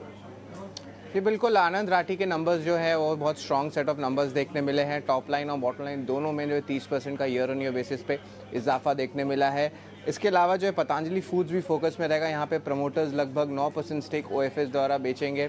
जो फ्लो प्राइस रखा है वो 18% डिस्काउंट पे रखा है। थोड़ी नेगेटिव इम्पैक्ट ज़रूर देखने मिल सकती है स्टॉक में। और याद रखिए कल जो है रिटेल इन्वेस्टर्स के लिए OFS खुलेगा। डेल्टा कॉप में जो है सेलिंग हमने कल देखी। इक्वेरियस वेल्थ ने लगभग 1% स्टेक की जो है बिकवाली की है यहाँ पे। और केमिकल स्टॉक्स भी फोकस में रहेंगे क्योंकि BSF ग्लोबल जो है उन्होंने अपनी गाइडेंस कम कर दी है। ये आपके रेवेन्यू ले लीजिए या आपके एबिट गाइडेंस ले लीजिए 2023 के लिए, उसको जो है कम किया गया है। और याद रखिए जो इंडियन केमिकल स्टॉक्स है उस पर नेगेटिव रिएक्शन पड़ सकता है। ड्रीम फोक्स फोकस में रहेगा। यहाँ पे नया करार किया है उन्होंने प्लाजा प्रीमियम लाउंज के साथ 340 नए टच पॉइंट्स आने वाले उनके लाउंज से। ये कंपनी जो है लाउंज सर्विसेज देती है और लगभग 25% ज़्यादा इनका जो है एक्सपोजर बढ़ जाएगा। और जो शेयर होल्डिंग पैटर्न में अबैकस ग्रुप में हालांकि 3 बेसिस पॉइंट्स अपना स्टेक जो है गिराया है, अब उनका स्टेक 1.79% हो जाता है। ज्वेलरी स्टॉक्स भी फोकस में रहेंगे, हालांकि इम्पैक्ट ज़्यादा नहीं होगा क्योंकि गवर्नमेंट ने जो कुछ इंपोर्ट रेस्ट्रिक्शंस लगाए हैं आपके गोल्ड ज्वेलरी और आर्टिकल्स को लेके। लेकिन डिफेंस स्टॉक्स को ज़रूर अपने नज़र में रखिएगा क्योंकि आज से जो है PM मोदी का जो है पेरिस का जो है दौरा शुरू होने वाला है। 13 to 15 जुलाई ये होने वाली है। और याद रखिए जो डिफेंस डील है लगभग 90,000 करोड़ का जो टोटल साइन हो सकता है। आशियाना हाउसिंग की बाईबैक के बारे में बात करें तो 55 करोड़ का बाईबैक है, ऑलमोस्ट 1.8% स्टेक आ रहा है। जो बाईबैक का प्राइस है वो जो है लगभग 51% प्रीमियम पे है और वो टेंडर ऑफर के ज़रिए होगा। PVR भी फोकस में रहेगा। कल इंपॉर्टेंट जो है अनाउंसमेंट सोशल मीडिया में आए कि वो अपने जो फूड एंड बेवरेज सेगमेंट है उनकी प्राइसेस को घटाएंगे और स्पेशली मंडे टू थर्सडे में जो है प्राइसेस जो है कम रखेंगे। प्रीमो केमिकल्स हालांकि मार्केट कैप तो 1550 करोड़ कंपनी का है, लेकिन यहाँ पे फ्रांस की जो है FI सोसाइटी जनरल ने 2% स्टेक की एक्विजिशन की है। डॉक्टर रेड्डीज़ को जो है एक थोड़ी सी अप्रूवल्स आई है। उनके बायोसिमिलर ड्रग जो एथलेटिक्स की होती है उनको एप्लीकेशंस को जो है रिव्यू एक्सेप्ट किया गया है। औरोबिंदो फार्मा की बात करें तो उनको US FDA approval kidney treatment drug के लिए आया है। और प्रेस्टीज एस्टेट्स के Q1 अपडेट्स देखें तो स्ट्रेंथ दिखने मिली है। सेल्स कलेक्शंस दोनों में एक अच्छा इंप्रूवमेंट आया है। दीपक नाइट्राइट में LIC ने स्टेक बढ़ा दिया 5 से लेकर 7% तक। टाटा कंज्यूमर में भी जो है यही आंकड़ा रहा है जहां पे LIC ने जो है 2% से अपनी स्टेक को बढ़ाई है। अग्रवाल इंडस्ट्रियल यहाँ पे फोकस में रहेगा, स्मॉल कैप कंपनी। यहाँ पे एस इन्वेस्टर आशीष कचोलिया ने जो अपनी स्टेक बढ़ाई है 10 बेसिस पॉइंट से, अब उनका स्टेक हो जाता है 3.93%। और आखिर में मैं बात करूँगा लुपिन का, तो यहाँ पे उनको US FDA द्वारा 2 ऑब्जर्वेशंस आए हैं फॉर्म 483 के उनके Nagpur oral solid dosage facility को लेके। तो बहुत सारे न्यू स्पेसिफिक फ्लोज देखने मिल रहे हैं। फार्मा सेगमेंट में कुछ देखने मिल रहे हैं, कुछ डील स्पेसिफिक मूवमेंट आ रही है और अब अर्निंग सीजन में भी आ गया है स्ट्रेंथ। बिल्कुल। तो अर्निंग सीजन तो फोकस में है ही, लेकिन इसके अलावा काफ़ी सारे सेक्टर स्पेसिफिक एक्शन भी हम देख रहे हैं इस वक्त तो देखने को मिल रहा है। थैंक यू शरद आपका ये सारा अपडेट देने के लिए। इसमें एक बार डिफेंस स्टॉक्स पर बात कर लेते हैं। मयूरेश, आपकी राय लेना चाहेंगे। डिफेंस स्टॉक्स पे हम काफ़ी बार चर्चा कर चुके हैं और अब 90,000 करोड़ के डील अनाउंसमेंट की बात है जो PM मोदी आज से फ्रांस दौरे पर है, वहाँ पर कुछ बड़े डील्स की भी बात की जा रही है और उसके पहले ये स्टॉक्स काफ़ी चल चुके हैं। अब वैल्यूएशंस के लिहाज से ये स्टॉक कैसे नज़र आ रहे हैं आपको? अभी भी अगर किसी को एंट्री लेना है तो मौके बन रहे हैं या फिर थोड़ा नीचे आने दे, वेट करे डिफेंस शेयरों में एंट्री लेने के लिए? Very good morning to you. नहीं, 2 चीजें। एक, आई थिंक अगर आप डिफेंस पैक के पूरे कंसोलिडेटेड रेवेन्यूज देखें पूरे पैक के लिए, I am giving aside a few of the small cap companies, लगभग 8 या 9 बिलियन डॉलर्स की एक टोटल टॉप लाइन है। जैसे हम सुन रहे हैं कि फ्रांस के दौरे पे शायद काफी डील साइन हो सकती है और जो करंट ऑर्डर बुक्स है यहाँ से हमें लगता है आई थिंक जो एक पोटेंशियल ऑर्डर बुक हो सकती है वो लगभग 40 या 50 बिलियन डॉलर्स की हो सकती है। तो आप सोच सकते हैं कि जो एग्जिस्टिंग रेवेन्यू है और जो प्रोस्पेक्टिव ऑर्डर बुक है वो ऑलमोस्ट 5 से 6 गुना ज्यादा है, at least as a base case scenario से ज्यादा भी हो सकती है, क्योंकि आत्मनिर्भर ऑर्डर्स, एक्सपोर्ट ऑर्डर्स में गिन ही नहीं रहा हूँ। और इसकी वजह से जो रेवेन्यू विजिबिलिटी हो सकती है सारी कंपनीज के लिए, ये कंपाउंडिंग बेसिस पे काफी ह्यूज हो सकती है अगले कुछ वर्षों के लिए। बट 2 चीजें समझनी बहुत जरूरी है। ऑर्डर विन्स आने के बाद एग्जीक्यूशन और रेवेन्यू फ्लोज बैलेंस शीट पे आने के लिए समय लगेगा। और दूसरा, इन टर्म्स ऑफ वैल्यूएशन, जैसे आप पूछ रही हैं, valuations have probably gone through the roof assuming all these factors itself। तो हमें लगता है आई थिंक काफी कुछ चाल हो चुकी है डिफेंस स्टॉक्स में। मोमेंटम बरकरार बिल्कुल रह सकता है, there is no two ways about it, considering the tailwinds that the sector is probably having at this point of time, but valuations definitely supportive नहीं है। पुलबैक्स की राह देखनी चाहिए। क्या वो पुलबैक्स आएंगे? I think that is a very की क्वेश्चन शॉर्ट टर्म पर्सपेक्टिव से। But from a structural long term view मुझे लगता है आई थिंक पुलबैक्स की डेफिनेटली राह देखनी चाहिए। स्ट्रक्चर एक स्वीट स्पॉट पे है और मुझे लगता है अर्निंग्स की एक जो तड़का हमें लगता है ये कंपाउंडिंग ग्रोथ ये सेक्टर में डेफिनेटली। ठीक है, तो डिफेंस स्टॉक्स पर मयूरेश का ये व्यू। मयूरेश जी नमस्कार, अभिषेक बोल रहा हूँ। आपसे जरा ना पतंजलि के ओएफएस पर व्यू लेंगे, क्योंकि 18% डिस्काउंट पर ओएफएस आया है। कल हमने 1224 रुपये पर शेयर की क्लोजिंग देखी है, 1000 रुपये का भाव दे रहे हैं, तो निश्चित तौर पर तो इतने बड़े स्टीप डिस्काउंट के बाद आज हम शेयर को नीचे खुलते हुए देखेंगे। लेकिन आप इस कदम को कैसे देख रहे हैं? आपको लगता है कि ये ठीक है, इतना भारी भरकम डिस्काउंट आखिर कंपनी दे क्यों रही है? और इस ओएफएस में अगर किसी को पार्टिसिपेट करने का मन हो तो उसके लिए क्या सलाह होगी आपकी? Very good morning to you as well. नहीं, दो चीजें, एक I think if you probably look at the OFS pricing, इतनी स्टीप डिस्काउंट होने के बाद काफी इन्वेस्टर्स को थोड़ा डर लगने लग जाता है कि चल क्या रहा है, why such a steep discount coming through, और ये डर शायद वाजिब होगा अज्यूमिंग ये सेक्टर जिसके पास इतने टेलविंड्स हैं। अगर आप ओवरऑल सेक्टर को देखें, the sector has done fabulously well. 2 महीने पहले जब हमें लग रहा था कि मॉनसून और एल नीनो इफेक्ट शायद एक नेगेटिव इफेक्ट लाएगा सेक्टर के ऊपर, with the progress of monsoons लग यही रहा है कि जो रूरल डिस्क्रिशनरी स्पेंडिंग है ये शायद वापस आएगी और वॉल्यूम और वैल्यू ग्रोथ दोनों शायद ठीक ठाक रह सकती है। काफी कंपनीज ने जो एक स्टिकीनेस पोस्ट की थी पिछले तिमाही में, specifically when it comes to the pricing part, जो रूरल डिस्क्रिशनरी स्पेंडिंग हल्के तरीके से वापस आ रही है, मॉनसून्स आर जेन्युइनली बेटर, कहीं ना कहीं सेकंड हाफ में रिकवरी काफी सिग्निफिकेंट हो सकती है। And therefore the third aspect, एक आई थिंक जो पोर बैलेंस शीट है compare to the rest of the pack, कहीं ना कहीं आई थिंक जो हम उम्मीद लगाए बैठे कुछ वर्षों पहले कि एक डिस्ट्रप्टिव फोर्स बन जाएगा पूरे इंडस्ट्री के लिए, ऐसे कुछ हुआ नहीं है। Obviously it's created its own niche in certain pockets, but कहीं ना कहीं आई थिंक बैलेंस शीट में जो एक डायनामिक्स हमें देखने चाहिए अक्रॉस की प्रोडक्ट कैटेगरीज या इवन वैल्यू या मार्जिन परफॉर्मेंस, ये थोड़ा लेस देन एक्सपेक्टेड ही रहा है। तो मुझे लगता है I think wait and watch करना चाहिए, जल्दबाजी नहीं करनी चाहिए। पतंजलि फूड्स पर ये व्यू मयूरेश का। सरकारी बैंकों को लेकर निफ्टी पीएसयू बैंक को हमने कल देखा कि तेजी के साथ बंद हुआ, लेकिन निफ्टी बैंक हम देख रहे थे कि लगातार चौथे सत्र कल कमजोरी के साथ बंद हुआ और 44,600 के अहम सपोर्ट लेवल्स के आसपास आ गया। लेकिन क्या सरकारी बैंकों की कहानी अलग है प्राइवेट बैंकों से? हालांकि एक तरफ हम देख रहे हैं कि एचडीएफसी बैंक बाजार का बिग बॉस बनने जा रहा है, निफ्टी बैंक में उसका वेटेज बढ़ के हो जाएगा 29% के आसपास, निफ्टी में 14.5% के आसपास। सरकारी बैंकों की कहानी क्या है? अगर हम एसबीआई की बात करें तो कल हल्के से गेंस के साथ, हालांकि शेयर को हम फिर से देख रहे हैं कि 600 रुपए के स्तर के आसपास जा रहा है, लेकिन जो छोटे छोटे बैंक से कल हमने वहां पर भरपूर एक्शन देखा। जम्मू कश्मीर बैंक में 6% के आसपास की तेजी, इंडियन बैंक में तेजी रही करीब करीब 4.5% की, कर्नाटका बैंक का शेयर भी चला। प्राइवेट बैंकिंग स्पेस में भी छोटे छोटे शेयर चल रहे थे। धनलक्ष्मी बैंक में हमने 15.5% की तेजी देखी, साउथ इंडियन बैंक में 8% के आसपास की तेजी देखी। तो हम देख रहे हैं कि छोटे मझोले बैंकों वाला खेमा खास तौर से ज्यादा वहां पर रौनक है। आशुतोष, बहुत शुक्रिया आपका समय देने के लिए, स्वागत है आपका टीनो स्वदेश पर।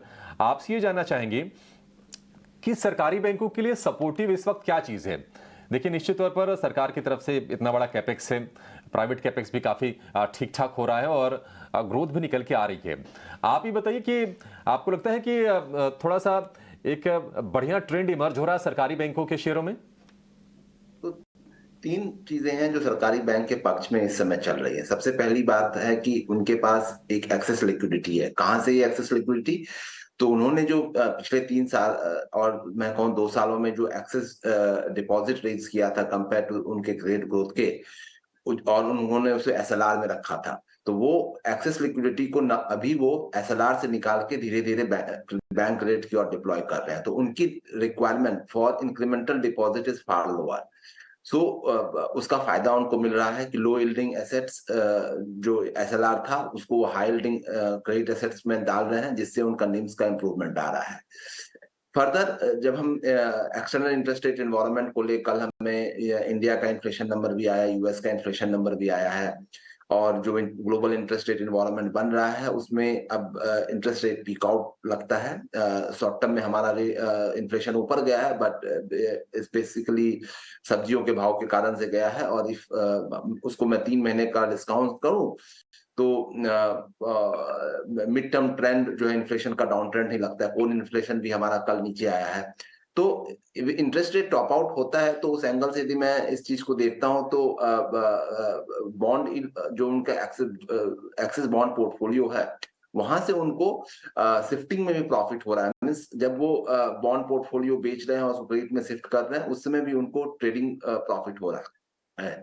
सो ये फर्स्ट क्वार्टर के रिजल्ट्स में हम लोग जो है बॉन्ड साइड में भी बहुत बड़ा पॉजिटिव सरप्राइज देखेंगे। बॉन्ड यील्ड जो है वो सब्सटेंशियल नीचे आया है इस क्वार्टर में compare to the last quarter, और साथ में डिपॉजिट फ्रंट में भी उनके साइड से इंक्रीज रिलेटिवली लोअर रहा है कंपेयर टू नो हम छोटे और mid size private sector banks देखें जिन्होंने की डिपॉजिट रेट नो latter part of the quarter में बहुत तेजी से बढ़ा है। तो इन दोनों को साथ में मिलाएंगे तो हम लोग निम्स में भी इम्प्रूवमेंट देखेंगे पब्लिक सेक्टर बैंक्स में। अदर इनकम में बहुत तेजी देखेंगे क्योंकि बॉन्ड मार्केट से गेन जो आएगा वहां पे ये होगा, और साथ में क्रेडिट कॉस्ट जो है वो नीचे ही रहेगा। तो इन सबको मिला के यदि देखें तो यही क्वार्टर और अगला क्वार्टर भी पब्लिक सेक्टर बैंक्स का कंपेयर टू प्राइवेट बैंक्स ज्यादा अच्छा लगता है। हाँ, स्टिल व्हेन लोन ग्रोथ की बात मैं यदि करूंगा तो अभी भी प्राइवेट सेक्टर बैंक लीड कर रहा है उस एरिया में। यदि जितने भी बिजनेस अपडेट नंबर्स हम लोग देखेंगे वहां पे प्राइवेट सेक्टर बैंक ज्यादा अच्छा कर रहे हैं। बट जो ये इंडस्ट्री टेलविंड है एक्सेस लिक्विडिटी। बिल्कुल बिल्कुल आशुतोष, दो चीज़ें आपसे समझना चाहूँगी। आप पीएसयू बैंक्स के लिए क्रेडिट लाइन हिस्ट्री जो है वो काफ़ी इंपॉर्टेंट होती है, और सेंट्रल गवर्नमेंट के बैड लोन इनिशिएटिव के बाद ज़्यादातर पीएसयू बैंक्स जो हैं वो कह सकते हैं कि यूज कैश रिजर्व पर बैठे तो हैं। क्या आपको लगता है इससे क्रेडिट लाइन जो है वो रीजनेबल इंटरेस्ट रेट की तरफ बढ़ती हुई दिख रही है, जो कि पीएसयू बैंक के लिए फ़ायदेमंद है? और अगर हाँ तो कौन से पीएसयू बैंक हैं इस वक्त लिस्टेड स्पेस में जो आपके रेडार पर? हमारे व्यूअर्स को कौन से पीएसयू बैंक से जानना चाहेंगे आप? तो जब भी पीएसयू बैंक्स की नो किसमें लेना चाहिए, और तो सबसे ज्यादा जो फायदा वो टॉप 3 पीएसयू बैंक्स ही उठा पाएंगे। जो आप क्रेडिट लाइन की बात कर रहे हैं कॉर्पोरेट साइड में सबसे ज्यादा फायदा टॉप 3 उठा पाएंगे। सो उसका मतलब है बैंक ऑफ बड़ौदा, एसबीआई और हम कैनरा की बात करेंगे। सो वहां पे सबसे अच्छा स्टेबिलिटी नजर आता है। इंडियन बैंक भी बहुत अच्छा कर रहा है। ये ऑफ लेट लास्ट 3-4 क्वार्टर में रिजल्ट इनके बहुत इंप्रूवमेंट आए हैं। छोटे पब्लिक सेक्टर बैंक्स उनमें स्टिल मेरा व्यू बहुत कंस्ट्रक्टिव नहीं है, पर mid and large public sector banks जो है वहां पे ज्यादा अच्छा और ज्यादा स्टेबल रिटर्न है यहाँ से। आशुतोष जी, बहुत शुक्रिया आपका समय देने के लिए और ये बढ़िया चर्चा करने के लिए सरकारी बैंकों को लेकर, और कौन से सरकारी बैंक यहाँ से लीड करेंगे आपके पोर्टफोलियो में, कौन शामिल होने चाहिए ये भी बताने के लिए आगे बढ़ेंगे। लेकिन सरकारी बैंकों की बात तो होगी, लेकिन एचडीएफसी का कल आखिरी दिन था और अब मर्जर हो जाएगा। 17 तारीख को लोगों के अकाउंट में शेयर भी आ जाएंगे डीमेट में। लेकिन एचडीएफसी बैंक को लेकर मयूरेश जरा आपसे राय जानना चाहेंगे। हम देख रहे हैं कि इस मर्जर के बाद हमने शेयर को 1750 रुपये के आसपास तक जाते हुए देखा, वहाँ से थोड़ा सा नीचे आ रहा है। 1636 रुपये के आसपास का प्राइस फिलहाल इसमें है। आप ये बताइए मयूरेश कि अब इतना बड़ा ये बैंक हो गया है कि पूरे निफ्टी को हिलाएगा, निफ्टी बैंक की दिशा तय करेगा, तो इसमें रणनीति क्या होनी चाहिए? क्या सही मौका है एचडीएफसी बैंक को भी खरीदने का? क्योंकि देखिए ग्रोथ को लेकर कोई सवाल नहीं है, काफी बड़ा एसेट बेस हो जाएगा, सारे पैमाने पर तो ठीक है। क्या वैल्यूएशंस इसके ठीक ठाक हैं? हमें लगता है कि एक स्ट्रक्चरल लॉन्ग टर्म इन्वेस्टर के लिए एब्सोल्युटली एक अच्छा मौका है, और जिनके पास है बिल्कुल बने रहना चाहिए। 2-3 वजह जिससे आपने राइटफुली कहा, आई थिंक जो अभी इनकी पूरी एसेट साइज हो गई है, they become the second largest bank in India and one of the largest bank in Asia as well. तो कहीं ना कहीं I think asset base merge होने के कारण और जितनी सिनर्जीज आ जाएंगी, क्योंकि आज जो होम लोन कस्टमर्स पूरे सिस्टम में आ जाएंगे, they will come at a lower rate, और इसलिए इनकी जो I think incremental borrowing cost हो सकती है वो मैनेजेबल हो सकती है। निम्स में moderation for the system as a whole देखा जाएगा, बट कहीं ना कहीं I think they will have that extra benefit in terms of that additional base जो एक लोअर रेट पे आता है। दूसरा आई थिंक जो भी की पैरामीटर्स हम देख रहे हैं, क्रेडिट कॉस्ट हो, जीएनपीएस हो, नेट एनपीएस हो, प्रोविजनिंग कवरेज हो, रिस्ट्रक्चर्ड बुक हो, ये सारी चीजें even with their asset base काफी मैनेजेबल है और काफी सिनर्जीज प्ले आउट हो सकती है within their existing customer and database as well. जो मेरे हिसाब से आई थिंक अच्छा खासा एक ग्रोथ लाएगी बैंक के लिए। वैल्यूएशन के हिसाब से if you probably compare the last 5 and 10 year averages, कहीं ना कहीं आई थिंक एक मीडियम रेंज पे अटका हुआ है, यानी मिडिल लेवल पे अटका हुआ है। HDFC bank is always had a premium, but last 2-3 वर्षों में शायद दूसरों बैंकों ने like ICICI, axis have probably taken the lead. But मुझे लगता है आई थिंक एक रोरिंग कमबैक शायद HDFC बैंक जरूर कर सकता है। काफी जो टेक्निकल इनोवेशंस हम देख रहे हैं, जो ग्लिचेस थे कुछ क्वार्टर्स पहले, a large part of that is probably behind us. At the same time, branch network भी बैंक सिस्टमैटिकली बढ़ा रही है, तो एक जो ऑनलाइन ऑफलाइन मिक्स है ये बहुत अप्रोप्रिएट है, जिसके वजह से मुझे लगता है एक strong earnings growth bank report करती जाएगी। तो ये I think structural story, long term investors जिनके पास बिल्कुल बने रहना चाहिए, फ्रेश इन्वेस्टर्स डेफिनेटली स्टॉक को भी देख सकते हैं। तो HDFC बैंक के शेयर धारकों के लिए अहम दिन और इस पर हमारी नज़र बनी रहेगी। चलिए अब पैनल पर कुछ बोरा भी शामिल हो चुके हैं। कुछ थैंक यू सो मच समय देने के लिए। इंडाइसेस पर अपनी राय दीजिए और इसके अलावा स्टॉक स्पेसिफिक आइडियाज क्या होंगे आज? Very good morning to you, आप सभी को और सारे दर्शकों को भी वेरी गुड मॉर्निंग। वेल, थोड़े म्यूटेड परफॉर्मेंस देख रहे हैं हम इंडिसेस में, निफ्टी में भी थोड़ा सा हम कंसोलिडेशन देख रहे हैं। बैंक निफ्टी एक माइल्ड डाउनटर्न में है, बट मेरे हिसाब से यहाँ पे चिंता का विषय नहीं है। ये मेरे लिए अभी भी buy on dips kind of market है। हो सकता है कि थोड़ा सा पेशेंस आपको रखना पड़े। देखिए बहुत सारे इवेंट्स लाइंड अप हैं इस हफ्ते, तो उसके चलते थोड़ी सी पोजीशंस जो लाइट हो रही हैं ऑन द इंडिसेस, ये बिल्कुल वाजिब है। तो उसी के चलते मेरे ख्याल से थोड़ा सा यहाँ पे आपको डिप देखने मिल रहा है। निफ्टी पे 19,200 19,300 के जो जोन है यहाँ पे बहुत स्ट्रॉन्ग सपोर्ट है, तो हमें लग रहा है यहाँ से एक रिबाउंड बिल्कुल आ सकता है। जितना मार्केट यहाँ से नीचे आएगा आपका रिस्क रिवॉर्ड रेशियो जो है वो एक्चुअली फेवरेबल होता रहेगा। सो ओवरऑल सेटअप पॉजिटिव है। निफ्टी पे 19,250 का सपोर्ट, 19,500 के करीब का resistance at least for the expiry today. वहीं बैंक निफ्टी पे 44,200 का सपोर्ट एंड 45,000 का रेजिस्टेंस। अब जहां तक स्टॉक स्पेसिफिक एक्शन की बात है, दो पिक्स है मेरे, इंटरेस्टिंगली दोनों ही कैश सेगमेंट से ही हैं। ईसब इंडिया, ये स्टॉक हमने पहले भी काफी बार डिस्कस किया है, लगातार हमारे टारगेट्स हिट करने के बाद ये स्टॉक अभी भी ऊपर जा रहा है। एक माइल्ड डिप आया था, 20 डे मूविंग एवरेज तक स्टॉक स्लिप हुआ था, बट वहां से जो रिबाउंड आया है, एक नई रैली की शुरुआत हुई है जो इस स्टॉक को 4300 और 4475 के लेवल्स तक ले जा सकती है। तो इन टारगेट्स के लिए आप बाय करें, 4190 के करीब स्टॉप लॉस रखें ट्रेडिंग के लिहाज से ले रहे हो तो। डिफेंस में काफी चर्चा ऑलरेडी कर चुके हैं। एक स्टॉक जिसकी चर्चा थोड़ी कम होती है विच इज डेटा पैटर्न्स। कल इसमें एक बहुत क्लियर ब्रेकआउट आया था, वॉल्यूम में भी अपटिक देखने मिला है, तो यहाँ पे भी आप ट्रेडिंग के लिहाज से 2060 और 2100 के टारगेट्स के लिए बाय कर सकते हैं। 1980 को अपना स्टॉप लॉस बना के चलें। पैटर्न्स और इनफैक्ट एरोस्पेस एंड डिफेंस में अच्छा एक्शन तो हम देख रहे हैं और 4% की मजबूती कल के सत्र में भी देखने को मिली थी। लेकिन कुछ और स्पेसेस, रियल एस्टेट की अगर बात करें और ताज़ा अपडेट प्रेस्टीज एस्टेट के, कंपनी के सेल्स में 30% के मूव्स रजिस्टर हुए हैं। अच्छे अपडेट्स यहाँ पर आते हुए दिखे हैं। बिक्री तो इनकी लगातार बढ़ती है और प्रेस्टीज एस्टेट जो कि साउथ बेस्ड कंपनी है, अब धीरे धीरे बिजनेस एक्सपेंशन भी कर रही है और मुंबई मार्केट में भी एंट्री तो कर ही ली इन्होंने। कलेक्शन जो है 28% बढ़ा है और इनफैक्ट सालाना आधार पर चाहे सेल्स हो या कलेक्शंस हो, दोनों फिगर्स अच्छे नजर आ रहे हैं। रियल एस्टेट पैक में प्रेस्टीज एस्टेट जैसे काउंटर पर आपकी राय क्या होगी? मान से मुझे ध्यान है, आई थिंक कल या परसों भी हमने इसके ऊपर डिस्कस किया था। बिल्कुल सिमिलर व्यू अभी भी इस पे बना हुआ है कि स्टॉक में एक बहुत ही शार्प ब्रेकआउट आया था towards the beginning of June. उसके बाद से ये कंसोलिडेट कर रहा है and that is with a positive bias. So यहाँ पे मुझे लग रहा है कि ये कंसोलिडेशन का जो दौर है ये चलेगा। अगर मैं मोमेंटम इंडिकेटर्स पे देखूं तो थोड़ा सा फ्लैटनिंग आउट होता हुआ नजर आ रहा है, व्हिच इज आल्सो कंफर्मेशन कि यहाँ पे कंसोलिडेशन फेज चल रहा है। तो 600 का जो लेवल है वो इसके लिए as a near term resistance के तौर पे एक्ट कर रहा है। But the kind of volumes that are shaping up और जिस तरीके का ओवरऑल सेटअप हम देख रहे हैं on a longer term frame, जो चार्ट्स हैं, ये सजेस्ट कर रहा है कि ये अपना जो नेक्स्ट लेग है इसके लिए रेडी हो रहा है। तो एक बार 600 के ऊपर निकल जाए तब आप इसमें डेफिनेटली एक फ्रेश पोजीशन बना सकते हैं। वहां से 640 और 675 के दो टारगेट्स होंगे जिनके लिए आप पोजिशनली प्ले कर सकते हैं।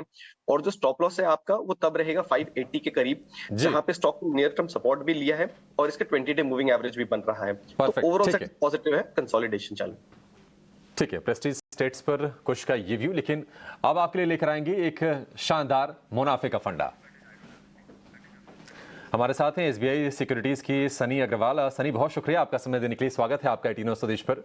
बताइए कौन से दो शेयर हैं जो आप निवेश के लिए सुझाना चाहेंगे दर्शकों को? या गुड मॉर्निंग। आज का मेरा पहला पिक रहेगा Praj industries. Current market price 409 rupees है। मार्केट कैप तकरीबन 7,500 करोड़ का है और मेरा प्राइस टारगेट रहेगा 500 rupees over the period of next 6 to 12 month, जो कि 22% का अपसाइड दर्शाता है। अगर हम इसके ट्रिगर की बात करते हैं, जो शॉर्ट टर्म ट्रिगर है, company one of the largest supplier of ethanol और ब्रेवरी प्लांट है इंडिया में। कंपनी की जो ऑर्डर बुक है तकरीबन 3,400 करोड़ है FY23 के एंड में, जो कि तकरीबन वन टाइम FY23 सेल्स है, जो कि काफी अच्छी विजिबिलिटी देता है in terms of revenue for next 1 year. At the same time company काफी न्यू इनिशिएटिव ले रही है। रिसेंटली कंपनी ने IOC के साथ मिलकर एक इनिशिएटिव लिया था, जिसमें जो कमर्शियल फ्लाइट है वो सस्टेनेबल एविएशन फ्यूल पे चलाई थी और वो एक्सपेरिमेंट सक्सेस भी हुआ था। तो आगे जाकर के जितने भी रिन्यूएबल बायो इथेनॉल बायोफ्यूल्स की जो स्टोरी है, उनके प्लांट लगने हैं, उसका एक मेजोरिटी हिस्सा प्राज इंडस्ट्रीज को आएगा in the form of engineering goods. तो हमें लगता है कि ये at the same time company की बैलेंस शीट भी डेट फ्री है, कैश है 600 करोड़ का कैश है कंपनी के बुक्स पे। तो ओवरऑल काफी अगर मैं तीन या 4 साल का व्यू लेता हूँ तो एक लंबी ग्रोथ स्टोरी ये कंपनी में दिखती है। और अगर किसी का 6 महीने से 12 महीने का व्यू है तो डेफिनेटली 500 रुपए के टारगेट से इसे पोर्टफोलियो में ऐड करना चाहिए। और एक मेरा दूसरा पिक रहेगा आज का Coal India Limited. Again kind of value plus growth story. Current market price 235 rupees है, मेरा टारगेट रहेगा 290 over the period of next 6 to 12 month, जो कि 23% का अपसाइड दर्शाता है। कोल इंडिया वर्ल्ड की लार्जेस्ट कोल प्रोड्यूसिंग कंपनी है। अगर हम आज भी देखें तो इंडिया में जितने भी थर्मल पावर जो है that contribute 80% of the total power requirement, उसमें से भी मेजोरिटी 80% कोल इंडिया से कोल सप्लाई किया जाता है। तो अभी भी हमारी जो डिपेंडेंसी है इंडियन इकोनॉमी की on thermal power is still very high. Recently Coal India ने एक पर्टिकुलर ग्रेड ऑफ कोल में 8% प्राइस हाइक भी लिया था, जो कि जो रिसेंटली वेज हाइक भी हुए हैं उसको 50% तक ऑफसेट करेगा। अगर हम वॉल्यूम की बात करते हैं तो FY23 में कोल इंडिया का जो वॉल्यूम है 80 मिलियन टन से बढ़ करके 695 मिलियन टन हुआ था। और रिसेंटली कंपनी ने गाइडेंस भी दिया है कि ये जो मोमेंटम में कंटिन्यू रहेगा, it may go up to 780 million tonne in FY24। और अगर मैं वैल्यूएशन की बात करता हूँ तो बहुत चीप वैल्यूएशन है। FY24 में 7.5 टाइम्स प्राइस टू अर्निंग पे ट्रेड हो रहा है। ROE 30% प्लस है। डिविडेंड यील्ड 6.7% है। Free cash flow yield is more than 5%। तो ओवरऑल एक रिस्क रिवॉर्ड फेवरेबल है ये प्राइस पे, और मैं इसे लॉन्ग टर्म पोर्टफोलियो में ऐड करने की राय दूंगा। ठीक है। कोल इंडिया सोलर प्रोजेक्ट्स में भी उतरने जा रही है कंपनी, 1,000 करोड़ रुपए के आसपास का निवेश करेगी और हमने इसमें तेजी देखी थी कल के सत्र में, और आपके लिए 290 रुपए का टारगेट सुझा रहे हैं इसके लिए सनी। और दूसरा जो शेयर है वो है प्राज इंडस्ट्रीज, जो कि एथेनॉल का प्ले है। इसके लिए टारगेट होगा 500 रुपए का। 409 रुपए पर यह शेयर कर रहा है ट्रेड। ये 2 शेयर मुनाफे का फंडा के तौर पर। सनी, बहुत शुक्रिया आपका समय देने के लिए और ये 2 बेहतरीन शेयर हमारे दर्शकों को बताने के लिए। मयूरेश, आपके पास आएंगे, जरा डेल्टा कॉर्प की ना फिर से बात करेंगे। कल के सत्र में हमने देखा था कि शेयर इंट्राडे में 27% के आसपास गिरा, आखिरकार 22-23% की कमजोरी के साथ ये बंद हुआ।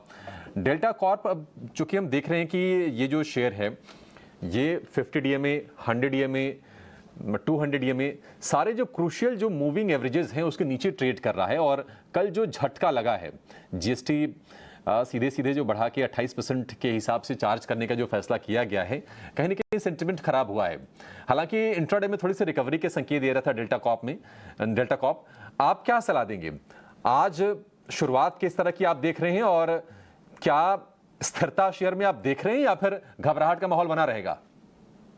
नहीं, ओवरहैंग तो जरूर बना रहेगा और that will probably get reflected in the price. अभी टेक्निकली या शॉर्ट टर्म मूव्स में शायद पुल बैक्स आ सकते हैं स्टॉक में, so on so forth, but detrimental है obviously I think with the kind of news flow that is come through, और कैसे इस पे इम्पैक्ट आता है in terms of footfalls etcetera, ये देखना बहुत लाजमी होगा। जनरली इंडस्ट्री के लिए I think it's like a nail in the coffin. तो अनलेस ये रिवर्सल होता है डिसीजन का, तो एक सेंटिमेंटल इम्पैक्ट वापस आके शायद एक स्टॉक में वापस एक तेजी आ जाए, बट तब तक मुझे लगता है I think the headwinds are too strong. बहुत अच्छे स्टॉक्स है ब्रॉडर मार्केट में। ये स्टॉक हमेशा से रेगुलेटरी रिस्क के दायरे में रहा है and that has probably played out. ठीक है। तो ये है व्यू डेल्टा कॉपर। इस बीच गोदरेज प्रॉपर्टीज पर भी एक बार नजर डाल लेते हैं। अभी थोड़ी देर पहले खबर आई कि कंपनी ने गुरुग्राम के प्रोजेक्ट के लिए सबसे ज्यादा बोली लगाई और जो रेवेन्यू पोटेंशियल देख रहे हैं वो 3100 करोड़ के पास का देख रहे हैं। अभी थोड़ी देर पहले खबर आई। कल गोदरेज प्रॉपर्टीज में हमने देखा कि काफी फ्लैटिश कारोबार चल रहा था, बट आज किस तरह का ट्रेड लें, कुछ आप सजेस्ट करिए। गोदरेज प्रॉपर्टीज के चार्ट्स कैसे लग रहे हैं? किसी को ट्रेड लेना हो तो क्या लेवल्स वॉच करें? देखिए ओवरऑल सेटअप तो इसका पॉजिटिव है, लेकिन अगर मैं नियर टर्म में देखूं तो पिछले 5 से 7 सेशंस में ये फ्लैटिश ही ट्रेड कर रहा है और जो 1600 का लेवल है इसको क्रॉस करने में इसकी मशक्कत काफी बढ़ गई है। और 2 पॉइंट्स है टेक्निकली जो इसके फेवर में फिलहाल नहीं है। पहला ये कि RSI पे डाइवर्जेंस दिख रहा है हमें डेली चार्ट्स पे, और 1600 का जो कॉल ऑप्शन है उस स्ट्राइक पे काफी अच्छा खासा बेस बना हुआ है। तो हो सकता है कि उस लेवल को क्रॉस करने के लिए थोड़ा सा और टाइम लगे इसको। तो मैं कहूंगा कि यहाँ पे थोड़ा वेट एंड वॉच करें, बहुत ज्यादा दूर नहीं है 1600 से, तो उसके ऊपर अगर जाता है सस्टेन करता है, या अगर आप थोड़ा पेशेंस रखें तो एक दिन की क्लोजिंग के बाद उसके इसमें फ्रेश एंट्री लें, तब आपके लिए यहाँ पे एक अच्छा ट्रेड बनेगा। टारगेट्स आपके लिए 1640 और 1675 के होंगे। जो आपका स्टॉप लॉस निकल के आ रहा है वो करीब 1560 के लेवल्स के आसपास है। सो ओवरऑल सेटअप पॉजिटिव है। एग्जिस्टिंग पोजीशंस हो तो बिल्कुल बने रहें ट्रेलिंग स्टॉप लॉस के साथ। नई पोजीशन 1600 के ऊपर की क्लोजिंग के बाद लें। ठीक है। तो 1600 के ऊपर मिले तब गोदरेज प्रॉपर्टीज में एंट्री करने की लाए। तो ये तो खबर थी जो भी थोड़ी देर पहले आई, तो इसमें कुछ एक्शन भी एक्सपेक्टेड है। इसके अलावा भी आपके सामने वो स्टॉक्स रखते हैं जहां पर कि आज एक्शन देखने को मिल सकता है खबरों के चलते। और इसमें गोदरेज प्रॉपर्टीज की तो हमने बात की ही। गुरुग्राम में 2 प्रोजेक्ट के लिए सबसे ज्यादा बोली लगाई है कंपनी में, और जो कुल रेवेन्यू पोटेंशियल देख रहे हैं वो 3100 करोड़ का है। तो इस पर आप नजर रखिए। रियल एस्टेट स्टॉक में प्रेस्टीज एस्टेट्स भी फोकस में रहेगा, जिसके बारे में हमने थोड़ी देर पहले चर्चा भी की।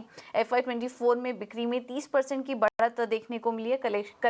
कलेक्शन में 28% की बढ़त देखने को मिली है, और प्री ओपनिंग में यहाँ पर भी कुछ एक्शन देखने को मिल रहा है।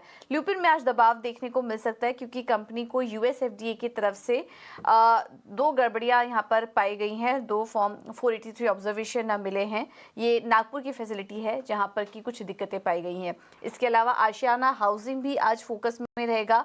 कंपनी ने अपने बायबैक का अनाउंसमेंट किया था, अब उसकी रिकॉर्ड डेट भी अनाउंस कर दी है। 28 जुलाई तय की गई है रिकॉर्ड डेट, जिसमें कि 301 शेयर के भाव पर करीब 18 लाख शेयर्स का बायबैक होगा। ये जो बायबैक का भाव तय किया है वो 51% प्रीमियम पर है। तो आज आशियाना हाउसिंग पर भी नजर रखिए। और आखिर में बात करते हैं ड्रीम फॉक्स की। यहाँ पर प्लाजा प्रीमियम के साथ जो डील हुई थी उसके बाद कंपनी ने 340 से ज्यादा लॉन्च जोड़ रहे हैं। लॉन्च की संख्या बढ़कर 25% हो चुकी है, यानी कि 1700 के पार अब वो पहुंच चुके हैं। और देखिए उसका एक्शन इस वक्त स्टॉक में भी नजर आ रहा है। तो ये हैं कुछ एक्शन वाले स्टॉक्स जिन पर की आज हमारी नज़र होगी। इसमें ल्यूपिन पर एक बार चर्चा कर लेते हैं। यहाँ पर कुछ दबाव दिख रहा है प्री ओपनिंग में भी।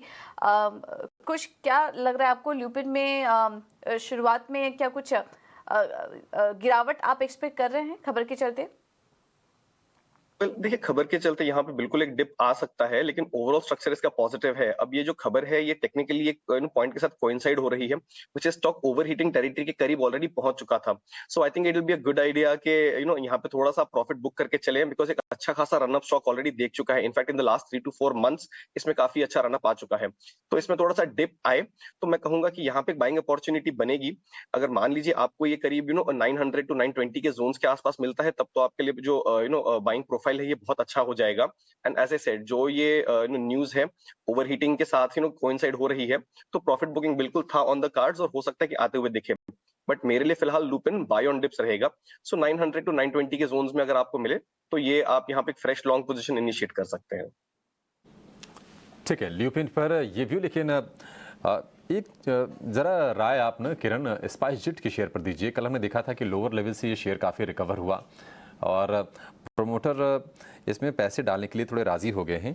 अजय सिंह जो कि CMD हैं 500 करोड़ रुपए स्पाइस जेट में डालेंगे।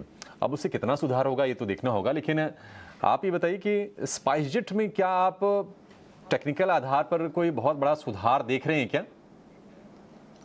तो एविएशन सेक्टर की अगर हम बात करें तो 2 ही स्टॉक हमारे पास अवेलेबल है। कहीं ना कहीं जिस तरह से इंडिगो में हम देख रहे हैं कि स्टॉक ऑल टाइम हाई के आसपास ट्रेड कर रहा है, वहीं स्पाइस जेट अपने लोअर लेवल्स के आसपास ट्रेड कर रहा है। जिस तरह से प्रमोटर की न्यूज आई है उसके बाद हमने देखा कि लास्ट वीक से इनफैक्ट न्यूज तो कल आई, लेकिन लास्ट वीक से हम देख रहे हैं कि लोअर लेवल से काफी अच्छा रिबाउंड देखने को मिला था। स्टॉक में 26 रुपीज के आसपास का लो बना था। उसके बाद हम देख रहे हैं कि कंटिन्यू इंटरडे चार्ट्स के हिसाब से high top high bottom pattern के अंदर बन रहा है, लेकिन फिर भी कहीं ना कहीं जिस तरह से 32 का एक रेजिस्टेंस फेस हो रहा है स्पाइस जेट में, तो अगर कोई भी बाई करना चाहता है डेफिनेटली लोगों को लग रहा होगा कि एविएशन स्टॉक्स में सबसे चीपेस्ट बाई प्राइस लग रहा होगा, तो काफी रिटेलरों का इन्वेस्टमेंट के लिए इसमें नजरिया बनता रहेगा। लेकिन जिस तरह से चार्ट है, चार्ट थोड़े वीक है मेरे हिसाब से।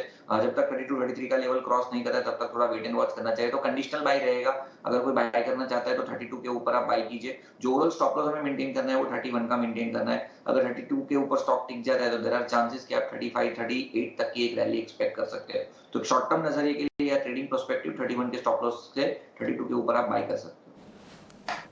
ठीक है, 31 रुपए का स्टॉप लॉस, 32 के ऊपर आपको खरीदना है स्पाइस जेट के शेयर को। ये है किरण की राय। मयूरेश, पीवीआर पर जरा व्यू दीजिए। जीएसटी देखिए घटी है फूड एंड बेवरेजेस सेगमेंट में, और ये बड़ा एक थोड़ी सी चिंता होती थी क्योंकि जो दाम होते थे मल्टीप्लेक्सेस में जाके खाने पीने की चीज़ों के, वो कहीं ना कहीं जेब पर भारी तो पड़ते थे, वो हजम नहीं होते थे कहीं से भी। आप ये होते, आप तो इन्होंने दाम घटाने का फैसला किया है। कई सारी चीज़ें जो हैं वहाँ पर मल्टीप्लेक्स में जो मिलती हैं उसके दाम इन्होंने कट किए हैं क्योंकि जीएसटी रेट को घटाया गया है। आप ये बताइए कि पीवीआर, हालांकि जीएसटी घटाने के फैसले के बाद हमने शेयर में थोड़ी सी तेज़ी देखी थी, यहाँ से आप किस तरह की चाल देख रहे हैं? Absolutely right. I think pockets पे बहुत भारी मार पड़ती थी जब भी आप थिएटर जाते थे, और एफएफबी रेवेन्यू आई थिंक सबसे बड़ा कंट्रीब्यूटर है in terms of exhibitors income, क्योंकि हाई मार्जिन का बिजनेस है इनके पूरे बिजनेस मॉडल में। टिकट सेल्स का मार्जिन इतना बड़ा नहीं रहता है, तो कहीं ना कहीं घटने के कारण एक सेंटिमेंटल इफेक्ट आप स्टॉक पे जरूर देख रहे हैं। बट दो चीजें for the industry as whole, I think content बहुत ज्यादा इंपॉर्टेंट होने वाला है। जैसे हम देख रहे हैं कि काफी मूवी जो आई थी वो कंट्रोवर्सी से लिपटी हुई थी, और अनलेस कंटेंट इंप्रूव होता है, कंसिस्टेंटली इंप्रूव होता है, मुझे नहीं लगता है कि कोई रेवेन्यूज में बहुत ज्यादा सुधार आएगा।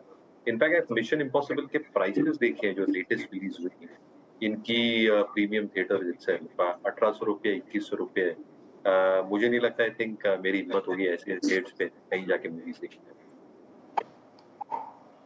पीवीआर पर ये व्यू मयूरेश का। लेकिन एक और शेयर आज फोकस में रहेगा। क्या खबर है, शेयर कौन सा है, बताने के लिए शरद हमारे साथ जुड़ गए हैं।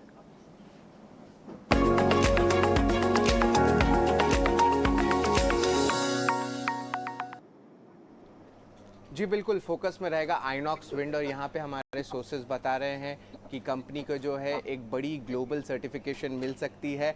अब याद रखिए, ये जो सर्टिफिकेशन है ये हायर वॉट विंड टर्बाइंस के लिए हो सकती है, और आगे जाते हुए जो ये एक्सपेक्टेशन है कि जो सर्टिफिकेशन है अगले हफ्ते तक आ सकती है। अब दुनिया भर में बहुत कम विंड टर्बाइन मेकर्स हैं जिनके पास ये सर्टिफिकेशन है, और एक्सपेक्टेड है बाज़ार को कि ऑर्डर साइज़ जो है और ज़्यादा वो बिड कर सकेंगे अगर ये सर्टिफिकेशन आ जाता है तो। इसके अलावा जो है हमारी चैनल चेक्स हुई और यहाँ पे पता चला कि जो बिडिंग वर्क्स होती है उसमें बहुत स्ट्रेंथ कंपनी दिखा रही है, और गुजरात में एक इम्पॉर्टेंट ऑर्डर ऑलमोस्ट 1000 मेगावाट का जो है फ्लोट होने वाला है, और इस पे आप कह सकते हैं कि जो बिडिंग डेट है वो 7 अगस्त तक है, तो यहाँ पे भी जो है कंपनी एक्टिव रहेगी। स्टॉक स्पेसिफिक बात करें तो स्टॉक डबल हो चुका है आपके फरवरी लो से, और ऊपर लगभग 112% चढ़ा है। और रिसेंटली जो है मैनेजमेंट की कॉन कॉल हुई थी और दो अहम बात सामने आई थी उस कॉन कॉल में। सबसे पहला है कि मैनेजमेंट का जो ऑर्डर बुक है वो पूरी तरह फुल है अगले 18 से लेकर 24 महीने तक, और जो प्रॉफिट के आंकड़े हैं FY25 के जो आने वाले वो ट्रिपल होके आने वाले हैं अगर वो कंपेयर करें FY24 के एस्टिमेट से, और कंपनी जो है नेट डेट फ्री भी हो जाएगी FY24 में। तो बहुत पॉजिटिव डेवलपमेंट्स देखने मिल रहा है स्टॉक में, और स्टॉक में तेज़ी भी आ गई है। ठीक है, तो आइनॉक्स विंड फोकस में रहेगा। बड़ा ग्लोबल सर्टिफिकेशन मिलने की संभावना है, और हम देख रहे हैं कि आइनॉक्स विंड के शेयर में लगातार तेजी का हम दौर देख भी रहे हैं। 200 रुपये के आसपास धीरे धीरे शेयर पहुंच गया। मयूरेश जी, आइनॉक्स विंड, जो विंड एनर्जी वाली जो कंपनियां हैं, एक तरफ तो सुजलॉन में भी हम तेजी लगातार देख रहे हैं, आइनॉक्स विंड में भी वही रफ्तार बरकरार है और लगातार ये शेयर चल रहा है। आप ये बताइए कि अब चूंकि इतनी तेजी के बाद अभी भी मौके हैं आइनॉक्स विंड को खरीदने की, आप सलाह देंगे क्या? मोमेंटम बिल्कुल बरकरार रह सकता है। आई थिंक 2-3 चीजें for the sector as a whole. 10 gigawatts add हो रहे हैं अगले कुछ वर्षों में, प्राइवेट पब्लिक ऑर्डर्स फ्लो होना स्टार्ट हो गए हैं। पिछले 5 वर्षों में जो दिक्कतें हुई थी पूरे सेक्टर के लिए, जो टैरिफ रेट्स पे और जो इनपुट कॉस्ट थी, ये इस पे कंप्लीट मिसमैच था। और इसलिए जो काफी प्लेयर्स इस सेक्टर में उतरे हुए थे, काफी सेक्टर्स इधर बंद हो चुके हैं, काफी companies within this sector बंद हो चुकी हैं, या lot of companies are probably reeling into losses. I think जो existing एक दो कंपनीज हैं, Suzlon is trying to do restructuring, Inox Wind is relatively better placed balance sheet के हिसाब से, और ये सारे फैक्टर्स इंक्लूडिंग जो इंटरस्टेट ट्रांसमिशन चार्जेस निकल जाएंगे, जिससे टैरिफ्स में अच्छा खासा इजाफा हो सकता है। There is shorty in terms of end tariff rates as well. Input cost अच्छे खासे घट गए हैं और इसके वजह से आई थिंक जो ये मार्जिन या प्रॉफिटेबिलिटी कमाएंगे ये ठीक ठाक हो सकती है। Capacities are very much existing, इसलिए आई थिंक कहीं fresh additional capex at this point of time बहुत ज्यादा डालने की जरूरत नहीं है कंपनीज को, जो फ्री कैश फ्लोस को सहारा देगा। काफी टेलविंड्स है ये पूरे सेक्टर के लिए, तो बिल्कुल आई थिंक मोमेंटम बरकरार रहेगा आइनॉक्स विंड में। ठीक है, आइनॉक्स विंड में मोमेंटम बरकरार रहने की उम्मीद है, लेकिन हम देख रहे हैं कि ग्लोबली जो केमिकल स्पेस में, एग्रोकेमिकल स्पेस में लगातार गाइडेंस कट हो रहे हैं। एफएमसी जो कि दुनिया की दिग्गज लीडिंग एग्रोकेमिकल कंपनी, उसने भी अपना गाइडेंस कट किया था। उसके बाद हमने भारतीय बाजार में शेयरों पर प्रेशर देखा भी था, और अब बासफ ग्लोबल, BASF ग्लोबल, इन्होंने अपना गाइडेंस घटाया है और 2023 का जो रेवेन्यू गाइडेंस दिया है वो 84 बिलियन यूरो से घटाकर 73 बिलियन यूरो का कर दिया है। आज BASF जो हमारे यहाँ लिस्टेड है, BASF इंडिया, उस पर तो फोकस रहेगा ही। आप ये बताइए कि किरण, 2600 रुपये के आसपास है, 2200 रुपये के आसपास के स्तर से हम लगातार इसमें तेजी देख रहे हैं। क्या ये तेजी थोड़ी सी अब थमती हुई दिखेगी आपको? कौन से स्टॉक के बारे में बात कर रहे हैं? BASF।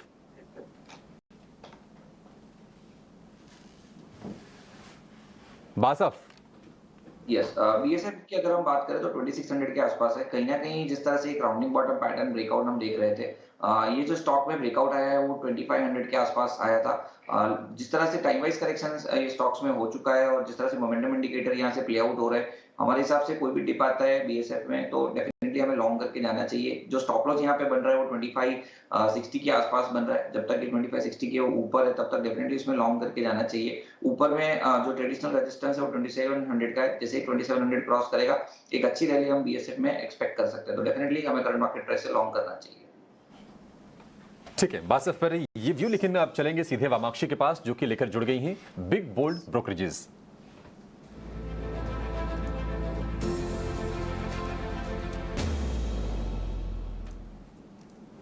जी बिल्कुल, आज का बिग बोल्ड ब्रोकरेज है HDFC बैंक के ऊपर। हम देख रहे हैं कि आज कंपनी के जो मर्जर HDFC और HDFC बैंक का जो मर्जर डेट है उसका आज रिकॉर्ड डेट है, और इसी के चलते JP मॉर्गन की तरफ से रिपोर्ट आ रही है और ये हाईलाइट कर रहे हैं कि 2% रिटर्न ऑन एसेट ये सस्टेन हो सकते हैं। इसके अलावा सिनर्जीज नज़र आ रहा है क्रॉस सेलिंग पर, इंक्रीज बुक ड्यूरेशन और लोअरिंग अनसिक्योर्ड बुक का शेयर, ये कुछ पॉजिटिव फैक्टर्स है ये काउंटर के लिए। इनफैक्ट उनका जो इंक्रीमेंटल LDR और रिटेल डिपॉजिट ग्रोथ, ये भी कुछ इंपॉर्टेंट फैक्टर्स बनेंगे जो हमें ज़रूर मॉनिटर करने चाहिए। तो ओवरऑल इन पॉजिटिव फैक्टर्स के चलते JP मॉर्गन ने अपनी ओवरवेट की राय को बरकरार रखा, टारगेट प्राइस दिया 2000 प्रति शेयर का।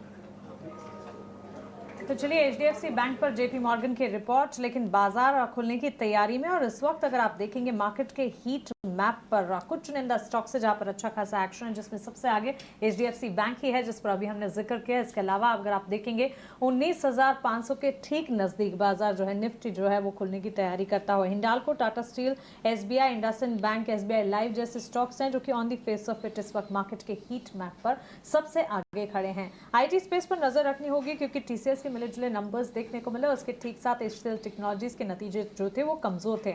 अब ये नंबर्स के साथ कह सकते हैं कि Q1 नंबर्स रिजल्ट सीजन की शुरुआत होती दिखी है। IT के ठीक बाद बैंकिंग प्लेस जिनके नंबर्स आते दिखेंगे। क्वार्टरली अपडेट्स हमने देखी थे बैंक्स एंड फाइनेंशियल्स की जो कि पॉजिटिव थे। बैंक्स एंड फाइनेंशियल्स के नंबर्स कैसे रहेंगे इस पर खास तौर से नजर रहेगी। इसके अलावा विप्रो के नंबर्स आज आने वाले हैं और साथ ही Federal Bank, Angel One, Tata Metaliks जैसी कंपनियां जिसके नतीजों का इंतजार आज के सत्र में रहेगा। HDFC बैंक पर नजर रखी जाए क्योंकि HDFC बैंक का स्टॉक आज रिएक्ट भी कर रहा है। मर्जर के बाद HDFC बैंक में ट्रेडिंग का आज ये पहला दिन है और इसी दिन अगर आप देखेंगे ब्रोकरेज के भी पॉजिटिव रिपोर्ट्स आना शुरू हो चुके हैं और बैंक के स्टॉक को अगर आप देखेंगे सबसे आगे इस वक्त खड़ा हुआ HDFC बैंक मार्केट के हीट मैप पर। इसके अलावा अगर आप देखेंगे LTI माइंडट्री निफ्टी में एंटर होता दिखेगा तो इस स्टॉक पर भी क्या इम्पैक्ट आता है। साथ ही सेंसेक्स में JSW स्टील शामिल होने वाला है। मार्केट के ओपनिंग आपकी स्क्रीन पर 19,474 के लेवल्स पर करीब 100 अंकों की बढ़त के साथ निफ्टी खुलता हुआ 19,500 के नजदीक है। हम आपको बता रहे थे कि अगर 19,300 के नीचे जाता है तो डाउन साइड फिर पॉसिबल होगी, लेकिन बाजार ने अपने आप को संभाल लिया। तो कल के जो कह सकते हैं स्लो डाउन मोमेंटम था, वहां से बाजार संभलते हुए बैंक निफ्टी 200 अंकों की मजबूती 44,852 के स्तर पर इस वक्त ट्रेड करता हुआ। सेंसेक्स में 65,621 के लेवल्स, 227 अंकों की तेजी। बाजार के इस पॉजिटिव शुरुआत में कौन से मेजर कंट्रीब्यूटर्स हैं, कौन से स्टॉक्स हैं जो कि सबसे आगे खड़े हैं इस लिस्ट में, अगर आप देखेंगे सबसे पहले बैंक्स एंड फाइनेंशियल्स को पाएंगे। HDFC बैंक, इसके ठीक साथ Reliance, SBI, TCS। Of course नतीजे जो थे मुनाफे के फ्रंट पर ठीक रहे क्योंकि मुनाफा एस्टिमेट्स को बीट करता हुआ दिखा था। इसके अलावा नंबर्स मिले जुले जरूर, कंसर्न्स वहां थे, लेकिन स्टॉक प्राइस में एक इम्पैक्ट क्योंकि मुनाफे के फ्रंट पर नंबर्स पॉजिटिव। एक्सिस बैंक में भी हम देख रहे हैं अच्छा एक्शन है। HCL टेक्नोलॉजीज कमजोर नतीजों का असर है, स्टॉक में हम देख रहे हैं करीब 1% की गिरावट के साथ ओपनिंग होती हुई। वहीं Power Grid, Tech Mahindra, Hindustan Unilever और नेस्ले जैसे स्टॉक से जहां पर बिकवाली का दबाव आज के सत्र में। एडवांस डिक्लाइन रेशियोज में एडवांसेस का पलड़ा भारी, 1285 एडवांसेस के सामने हम देख रहे हैं महज 168 डिक्लाइन। तो क्लियरली बाजार की एक पॉजिटिव शुरुआत होती हुई दिख रही है। इसमें मेजर कंट्रीब्यूशन अगर आप देखेंगे बैंक्स फाइनेंशियल्स का नजर आता है। क्विकली सेक्टर स्पेसिफिक बाजार की चाल को अगर समझेंगे, सबसे आगे खड़ा है मेटल स्पेस। मेटल में हिंडाल्को में करीब 2% की तेजी, इसके ठीक पीछे PSU बैंक, अभी थोड़ी देर पहले विस्तार से हमने चर्चा भी की, और साथ ही financial services, auto, banks, realty, energy और फार्मा स्पेस में अच्छा खासा एक्शन। इनफैक्ट हर सेक्टर, हर पॉकेट में आज हरे निशान के साथ ट्रेड दिख रहा है, तो पॉजिटिव स्टार्ट। लेकिन ब्रॉडर मार्केट्स में मिड कैप और स्मॉल कैप की चाल कैसी दिख रही है अभिषेक? वहाँ से भी संकेत ठीक ठाक ही हैं मानसी, क्योंकि हम देख रहे हैं कि जो शेयर ऑलरेडी चल रहे थे वहाँ पर रफ्तार बाकी है। पॉली मेडिक्योर में आज भी अच्छी शुरुआत हुई है 3.5% के आसपास की तेजी के साथ। अगर हम सीट की बात करें तो हमने देखा था कि टायर वाले स्टॉक्स लगातार चल रहे थे और आज भी जो टायर की जो रफ्तार है अब वो बरकरार है। सीट में करीब करीब 3% के आसपास की तेजी आज भी हम देख रहे हैं। इसके अलावा मदरसन सुमी में करीब करीब 3% की तेजी है। JB केमिकल्स ये शेयर भी अच्छी रफ्तार दिखा के ये ऊपर आए हैं और आज इसमें 2.5% के आसपास की तेजी हमें देखने को मिल रही है। इसके अलावा ब्रिगेड की हम चर्चा करनी चाहिए, यहाँ पर तेजी है। एमटार टेक जो कि डिफेंस सेगमेंट से जुड़ा है और आज चूंकि PM मोदी फ्रांस के दौरे पर होंगे 2 दिन 13 और 14 जुलाई को, तो तमाम जो डिफेंस स्टॉक्स हैं फिर से वो फोकस में रहने वाले हैं, तो इनका भी हमें जिक्र जरूर करना चाहिए। अगर हम थोड़े ब्रॉडर मार्केट्स की अगर हम बात करें तो जैसा कि आप जिक्र कर भी रही थी कि ब्रॉडर मार्केट से संकेत ठीक ठाक है। हर एक गिरने वाले शेयर के मुकाबले इस वक्त 4-5 बढ़ने वाले शेयर बाजार में दिखेंगे और दिग्गजों की अगर हम तस्वीर देखें तो आज वहां से लीडरशिप आ तो जरूर रही है, लेकिन HCL टेक नतीजे कमजोर आए थे, 2% की कमजोरी वहां पर हम देख रहे हैं। TCS के नतीजे थोड़े से मिले जुले साइड पर आए थे। TCS में इसलिए हम देख रहे हैं कि चूंकि प्रॉफिट के फ्रंट पर आंकड़े वहां पर ठीक ठाक थे और कमेंट्री भी ठीक ठाक हम कहेंगे, 1.5% के आसपास की तेजी पर शुरुआत वहां पर हम होते हुए देख रहे हैं।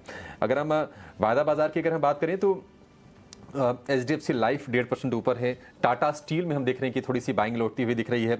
और अगर हम गिरने वाले शेयरों की बात करें तो कैडिला में 1.5% के आसपास की कमजोरी है।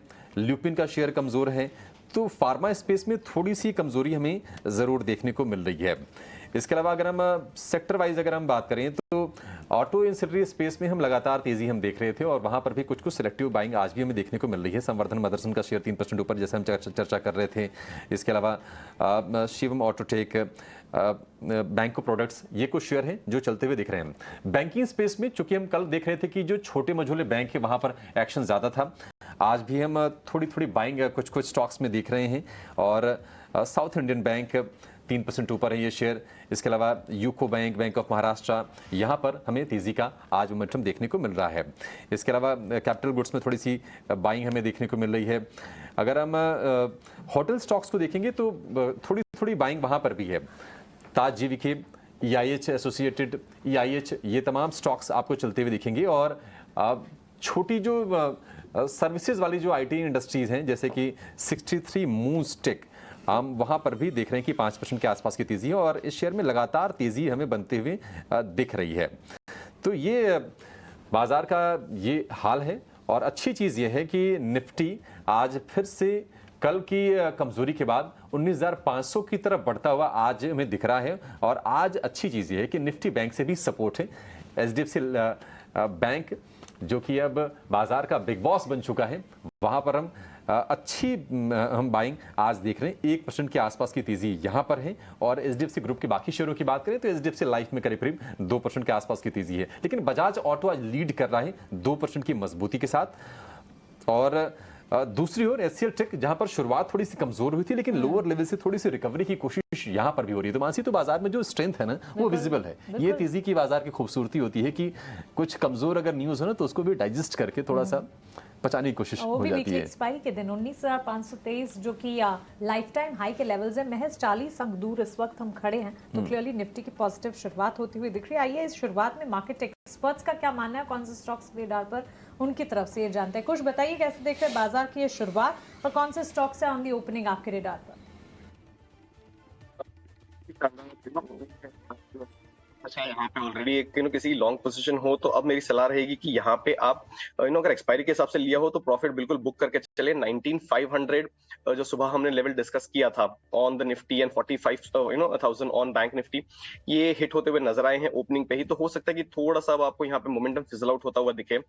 पिछली एक्सपायरी पे हमने बहुत इंटरेस्टिंग चीज देखी थी, 19,300 के कॉल पे जो बहुत स्ट्रॉन्ग बेस था उसको टेकआउट करके मार्केट ने 19,500 का हाई बनाया था। तो क्या ये इस एक्सपायरी पे पॉसिबल है?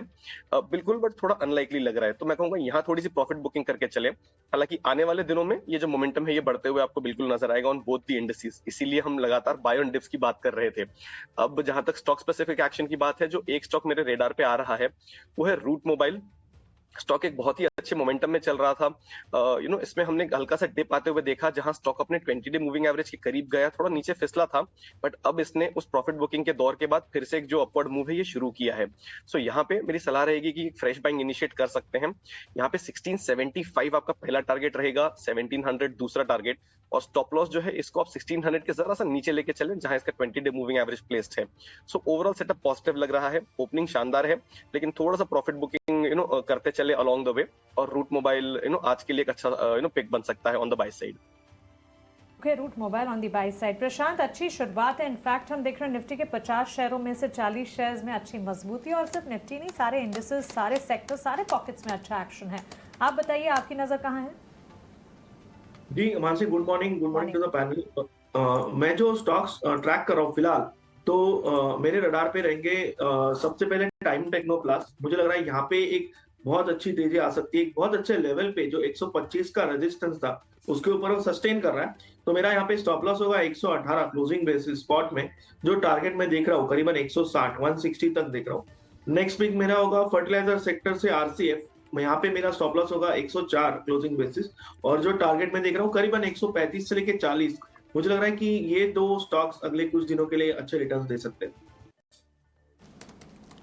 ठीक है, आरसीएफ खरीदने की सलाह दे रहे हैं प्रशांत। किरण, आपके ओपनिंग ट्रेड्स क्या हैं? क्या खरीदने या फिर क्या बेचने की सलाह देंगे आप?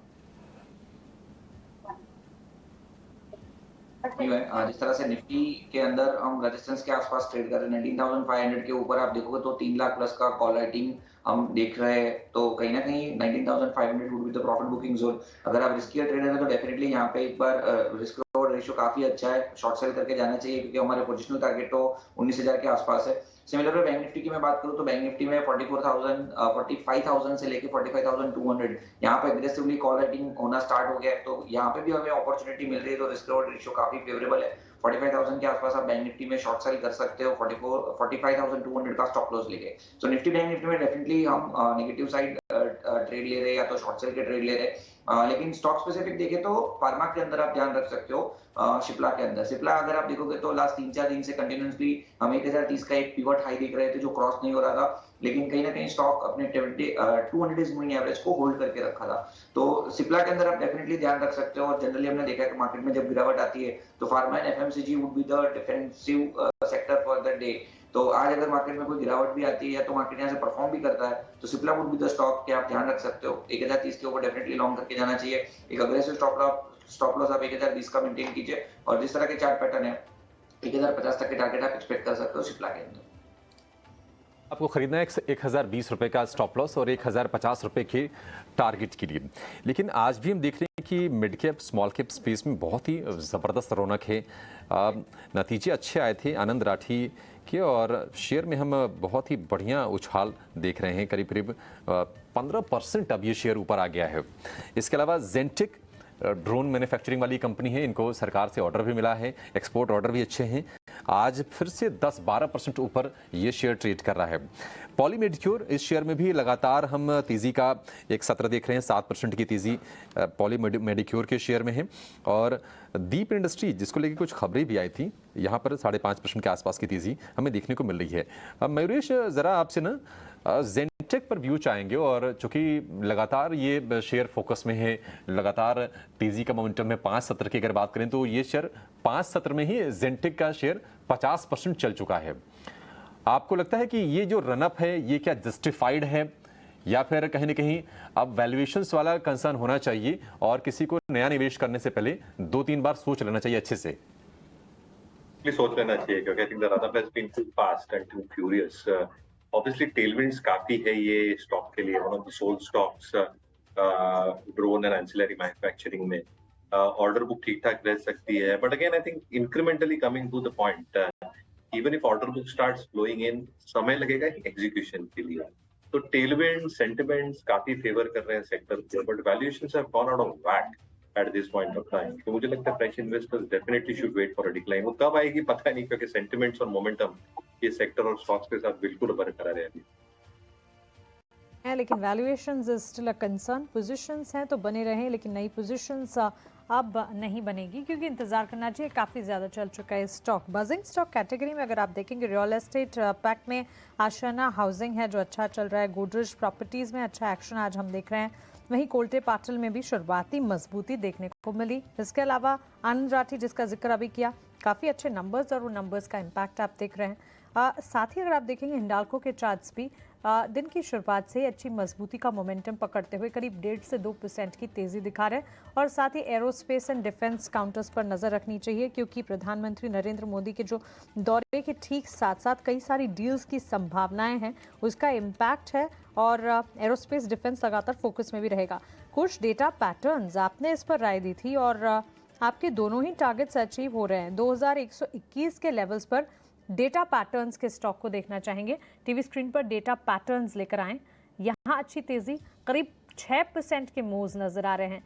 टारगेट्स रिविजिट कीजिए, और क्या फ्रेश टारगेट्स होंगे, एग्जिस्टिंग पोजीशंस जिनकी हैं उनके लिए क्या राय होगी? Mansi, first of thank you for highlighting this. बिल्कुल काफी अच्छा लगता है जब टारगेट्स ऐसे हिट होते हैं, इन्वेस्टर्स का मुनाफा होता है, एंड ऑफ कोर्स जब आप हाईलाइट करते हैं। सो डेफिनेटली मैं कहूंगा जिस तरीके का मोमेंटम और जिस तरीके का सेटअप है, इसमें बिल्कुल बने रहें। यहाँ पे फिलहाल कोई भी इंडिकेशन नहीं है कि यहाँ पे प्रॉफिट बुकिंग एंटर हो रही है। मोमेंटम इंडिकेटर पे भी ओवर हीटिंग के करीब जा रहा है, बट जिस तरीके का हम सेटअप देख रहे हैं, there is still some room. तो इसको 2200 के रिवाइज टारगेट के लिए आप बिल्कुल होल्ड करके चलें। अगर किसी ने हमारी बात सुन के सुबह पोजीशन ली हो तो 2080 और 2100 के जो जोन्स हैं, इसके आसपास अपना ट्रेलिंग स्टॉप लॉस बना के चलें। किसी की एग्जिस्टिंग पोजीशन पहले से ही रही हो तो वो भी इन्हीं लेवल्स को अपना ट्रेलिंग स्टॉप लॉस बना के इस पोजीशन को होल्ड कर सकते हैं। जैसा मैंने कहा, अक्सर आपको ये ऐसे जो ट्रेंडिंग ट्रेड्स हैं ये नहीं मिलते, तो जब मिला है तो क्यों ना बिल्कुल इसे राइड करें। तो 2200 के लेवल्स के लिए अब आप इसमें बिल्कुल बने रहें। ट्रेलिंग स्टॉप लॉस अपना साथ में अब ऊपर की तरफ मूव करते चले जैसे जैसे स्टॉक में तेजी बढ़ती है। स्टॉप लॉस के साथ आपको फ्रेश टारगेट्स भी यहाँ पर सुझाए गए हैं। लेकिन इसके अलावा मयूरेश, ये फर्टिलाइजर स्टॉक्स में अच्छा एक्शन है। फैक्ट देखिए, करीब 8% की तेजी देखते हुए आरसीएफ पर अभी एक टेक्निकल कॉल भी रही, और Chambal fertilizer. In fact seasonality factor तो है ही, मानसून के साथ साथ फर्टिलाइजर एग्रोकेमिकल्स पर नजर भी रहती है। मानसून की शुरुआत हो चुकी है। आप बताइए, एंट्री लेवल्स यहाँ से लेकर 3 महीने के लिए अगर फर्टिलाइजर स्पेस को खेलना चाहें, फिर कौन से स्टॉक्स पर नजर होनी चाहिए? You're absolutely right. I think monsoon के आगाज के कारण जो एक फर्टिलाइजर वॉल्यूम ग्रोथ हम उम्मीद कर सकते हैं वो सिग्निफिकेंट हो सकती है।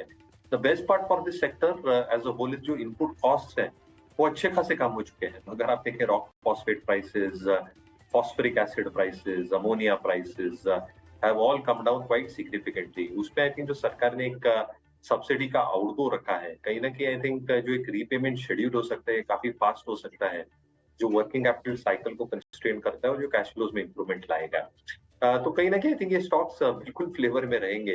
Within the pack itself, on our EPS and RS rating at O'Neil and markets with India, हमें लगता है आरसीएफ पे जरूर ध्यान देना चाहिए। और even stocks like GSFC, GNFC, basically I think जो एक्सपेक्टेशन हम मान के चल रहे हैं in terms of their four capabilities, farm gate prices अगर स्टेबल भी रहे तो वॉल्यूम ग्रोथ ठीक ठाक रहेगा, इनपुट कॉस्ट नीचे के होने के कारण मार्जिन्स में एक स्टेबिलिटी और प्रभाव पॉजिटिवली आएगा। और कहीं ना कहीं I think stocks like RCF have also got this huge optionality value जो शायद प्राइस में रिफ्लेक्ट नहीं होती, वो आप लैंड बैंक की बात करें या नॉन कोर एसेट्स की। Similarly in the case of GNFC, GSFC, I think जो कोर इन्वेस्टमेंट है अदर सब्सिडरीज में जो एक डिविडेंड पे आउट्स आ सकते हैं that the central government has probably perceived, ये एक डाउनसाइड रिस्क को प्रोटेक्ट कर सकते हैं। सो आई थिंक ये एक दो स्टॉक शायद at the current juncture entry point हो सकते हैं। ठीक है, फर्टिलाइजर स्पेस पर ये व्यू, लेकिन मयूरेश आप जरा आशियाना हाउसिंग का शेयर देखिए, 10% से ऊपर का उछाल है और बायबैक वाली जो न्यूज़ है वो काफ़ी हद तक हम देख रहे हैं कि प्ले कर रही है और बहुत अच्छा भाव है, 301 रुपये प्रति शेयर के भाव पर ही इन्होंने बायबैक का ऐलान किया है। 55 करोड़ रुपए का बायबैक करेंगी कंपनी ये। आशियाना हाउसिंग इस वक्त 220 रुपये के आसपास ये ट्रेड कर रहा है और जो बायबैक का प्राइस है अभी भी काफ़ी दूर है, 301 रुपये का बायबैक प्राइस है। क्या आपको लगता है कि ये जो तेजी है यही नहीं थमेगी, जो बायबैक का भाव है उसको कैचअप करने की कोशिश होगी? बिल्कुल हो सकती है, but I don't know how these pricing norms are decided. तो मुझे लगता है आई थिंक रेगुलेटर को डेफिनेटली देखना चाहिए कि प्राइसिंग नॉर्म्स कैसे डिटरमाइन होते हैं and the quantum of the buyback as well. Obviously I think with the announcements that has been done एक पॉजिटिव इंपैक्ट स्टॉक पे दिख सकता है, दिख रहा है। अफोर्डेबल हाउसिंग में we all know I think एक बहुत अहम प्लेयर है Ashiana Housing. But generally I think based on this news क्या सेंटिमेंट्स और प्राइस रिफ्लेक्ट और भी पॉजिटिव मूव्स कर सकते हैं? बिल्कुल कर सकता है, बट हमारी एक डायरेक्ट कवरेज इस स्टॉक पे है, but based on this news हो सकता है, but you have to take it with a pinch of salt. ठीक है, आशियाना हाउसिंग पर ये व्यू, लेकिन आज हम देख रहे हैं कि मिड कैप स्मॉल कैप में अच्छा खासा एक्शन है, लेकिन अगर हम वायदा बाजार का अगर हम स्टॉक्स की बात करें तो फेडरल बैंक 2% नीचे है, हैवेल्स में 1.5% की कमजोरी है, पावर ग्रिड भी 1.5% के आसपास कमजोर है। प्रशांत, पावर ग्रिड पर आपका क्या व्यू होगा? क्योंकि शेयर को हमने देखा था कि 270 रुपए के आसपास तक गया, वहां से फिर से थोड़ा सा नीचे आया है, क्या डिप्स को बाय करेंगे या फिर इसमें शॉर्ट के मौके भी बन रहे हैं? जी, यहाँ पे थोड़ा वेट करना चाहिए। अगर मैं अभी करंट प्राइस देखूं तो 250 के नीचे ट्रेड कर रही है। मुझे लग रहा है यहाँ पे अगर आपको मोमेंटम चाहिए तो फिर से स्टॉक को करीबन 254 के ऊपर स्पॉट निकल जाए तभी आपको एंटर करना होगा। फिलहाल मेरे हिसाब से शॉर्ट तो मैं सजेस्ट नहीं करूंगा क्योंकि ओवरऑल सेक्टर को टेलविंड्स है, तो यहाँ पे शॉर्टिंग की सलाह बिल्कुल नहीं होगी, बट डेफिनेटली लॉन्ग इनिशिएट करने के लिए 254-255 के जोन में अगर आपको प्राइस मिल जाए तो वहां पे कीजिए। आपका स्टॉप लॉस होगा करंट प्राइस विच इज 248 और वहां से आप 265-270 तक के टारगेट्स देख सकते हैं। ओके, तो ये राय पावर ग्रिड पर मिलती हुई, लेकिन इस बीच दीप इंडस्ट्रीज और ओएनजीसी दोनों के चार्ट्स को पुल अप करेंगे क्योंकि दीप इंडस्ट्रीज को करीब 130 करोड़ का ऑर्डर ओएनजीसी से मिला है। उसके ठीक बाद स्टॉक प्राइस में करीब 6% की मजबूती हम देख रहे हैं और एक रिएक्शन ओएनजीसी पर भी, क्योंकि इस स्टॉक में भी हम आधे से 1% तक की तेजी देख रहे हैं। दोनों ही स्टॉक्स न्यूज़ फ्लो के चलते किरण इस वक्त रिएक्ट तो कर रहे हैं, आपकी राय टेक्निकली क्या होगी?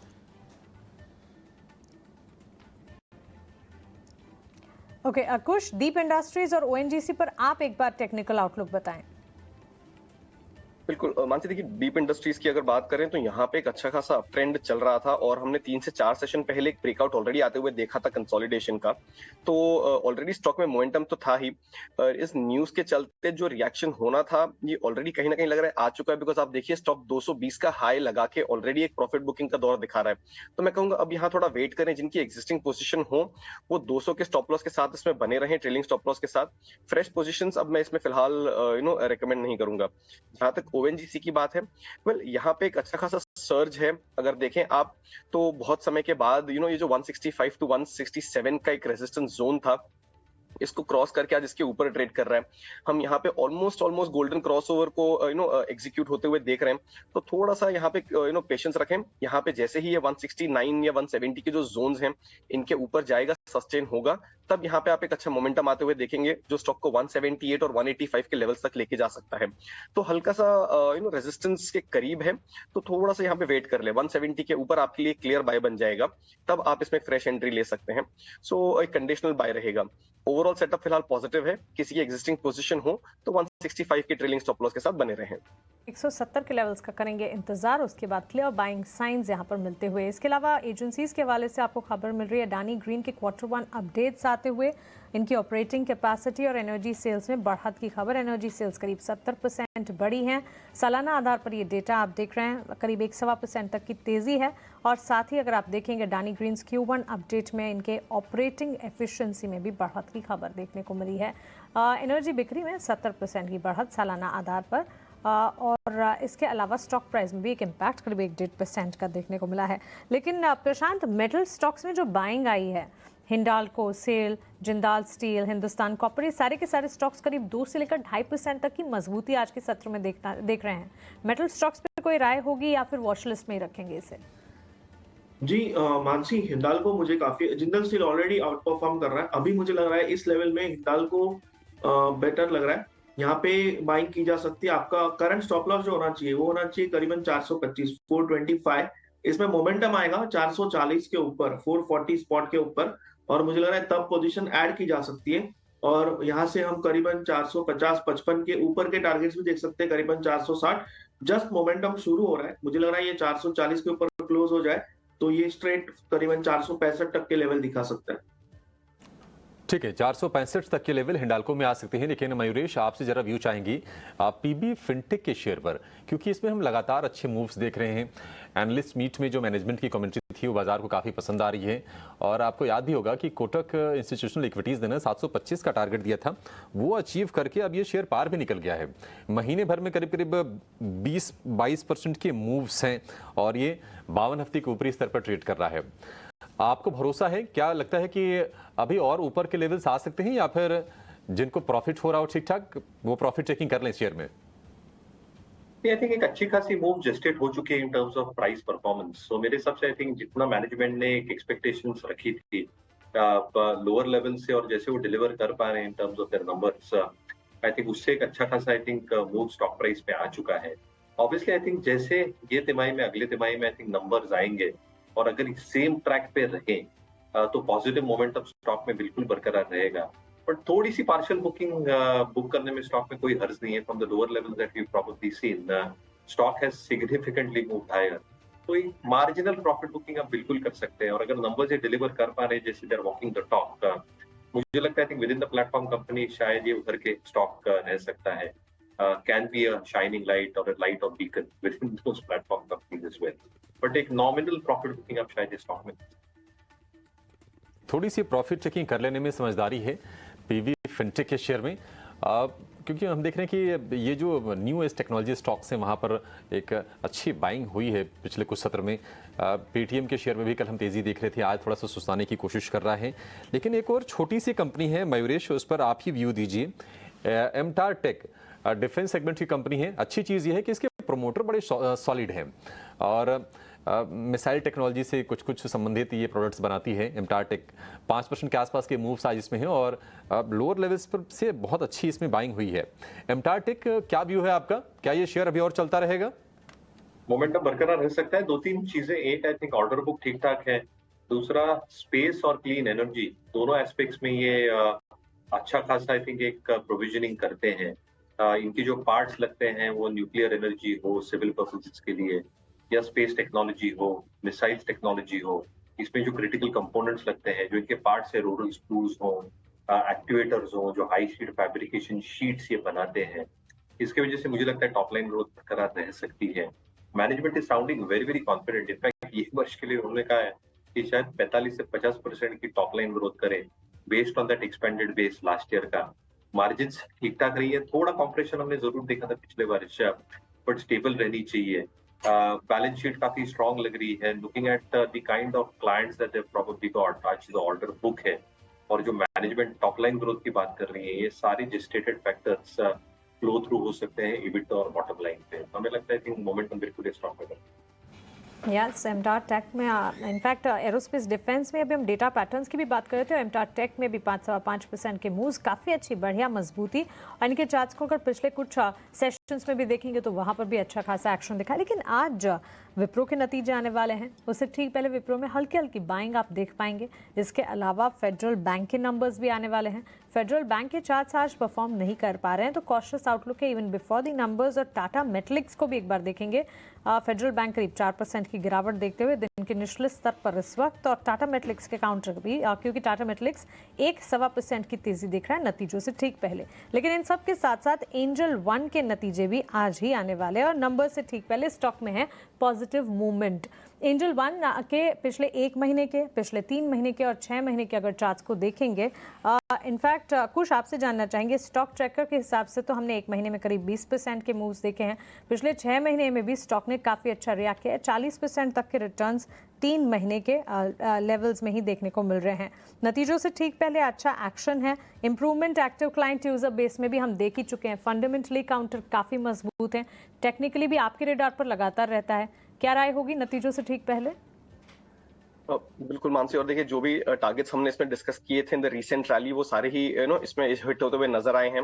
अब हल्की सी प्रॉफिट बुकिंग है रिजल्ट के पहले अगर हम देखें तो पिछले कुछ सेशंस में इसमें हल्का सा प्रॉफिट बुकिंग हुआ था, and that has also been important too. तो मैं कहूंगा कि रिजल्ट के जस्ट पहले एक फ्रेश पोजीशन ना लें, थोड़ा सा इवेंट बेस्ड ट्रेड हो जाता है जो हम ज्यादातर अवॉइड करते हैं। लेकिन अगर किसी की एग्जिस्टिंग पोजीशन हो तो आप बिल्कुल इसमें बने रहें। 1725 के जो लेवल्स हैं, इन लेवल्स के आसपास अच्छा खासा सपोर्ट जोन है, तो यहाँ पे आप इस स्टॉप लॉस के साथ बने रह सकते हैं।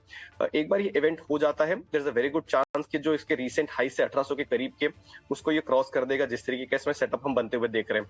तो उसके बाद आप इसमें बिल्कुल फ्रेश पोजीशन ले सकते हैं। वहां पे 1845 और 1880 के जो लेवल्स हैं वो आपके लिए as a fresh target act करेंगे। तो इवेंट के पहले मैं कहूंगा ज्यादा बड़ी पोजीशन ना लें, एक्जिस्टिंग पोजीशन 1725 के ट्रेलिंग स्टॉप लॉस के साथ बने रहे हैं। ओके प्रशांत, ओलेक्ट्रा ग्रीन टेक को देखिए, ट्रेडर्स फेवरेट तो बन गया ये स्टॉक, क्योंकि कई सेशंस या पिछले कुछ समय से ही कई सारे न्यूज़ फ्लोज, ऑर्डर विंस के चलते ओलेक्ट्रा ग्रीन टेक में हमने बाइंग भी देखी है। लेकिन क्या अब इसे ओवरबॉट स्टॉक की कैटेगरी में रख देना चाहिए? क्योंकि अगर चार्ट्स के लिहाज से भी देखेंगे पिछले 3-6 महीने में जिस तरह के रिटर्न्स ओलेक्ट्रा ग्रीन टेक में देखे जा चुके हैं, यहाँ से इनफैक्ट देखिए 6 महीने में करीब 200% के मूव्स ओलेक्ट्रा ग्रीन टेक के चार्ट्स ने देखे। 500 से ये स्टॉक चला है, 1453 के लेवल्स पर जा चुका है। ट्रेडर्स व्यूअर्स को क्या राय होगी? ओवरबॉट है, काफी ज्यादा चल गया है stock.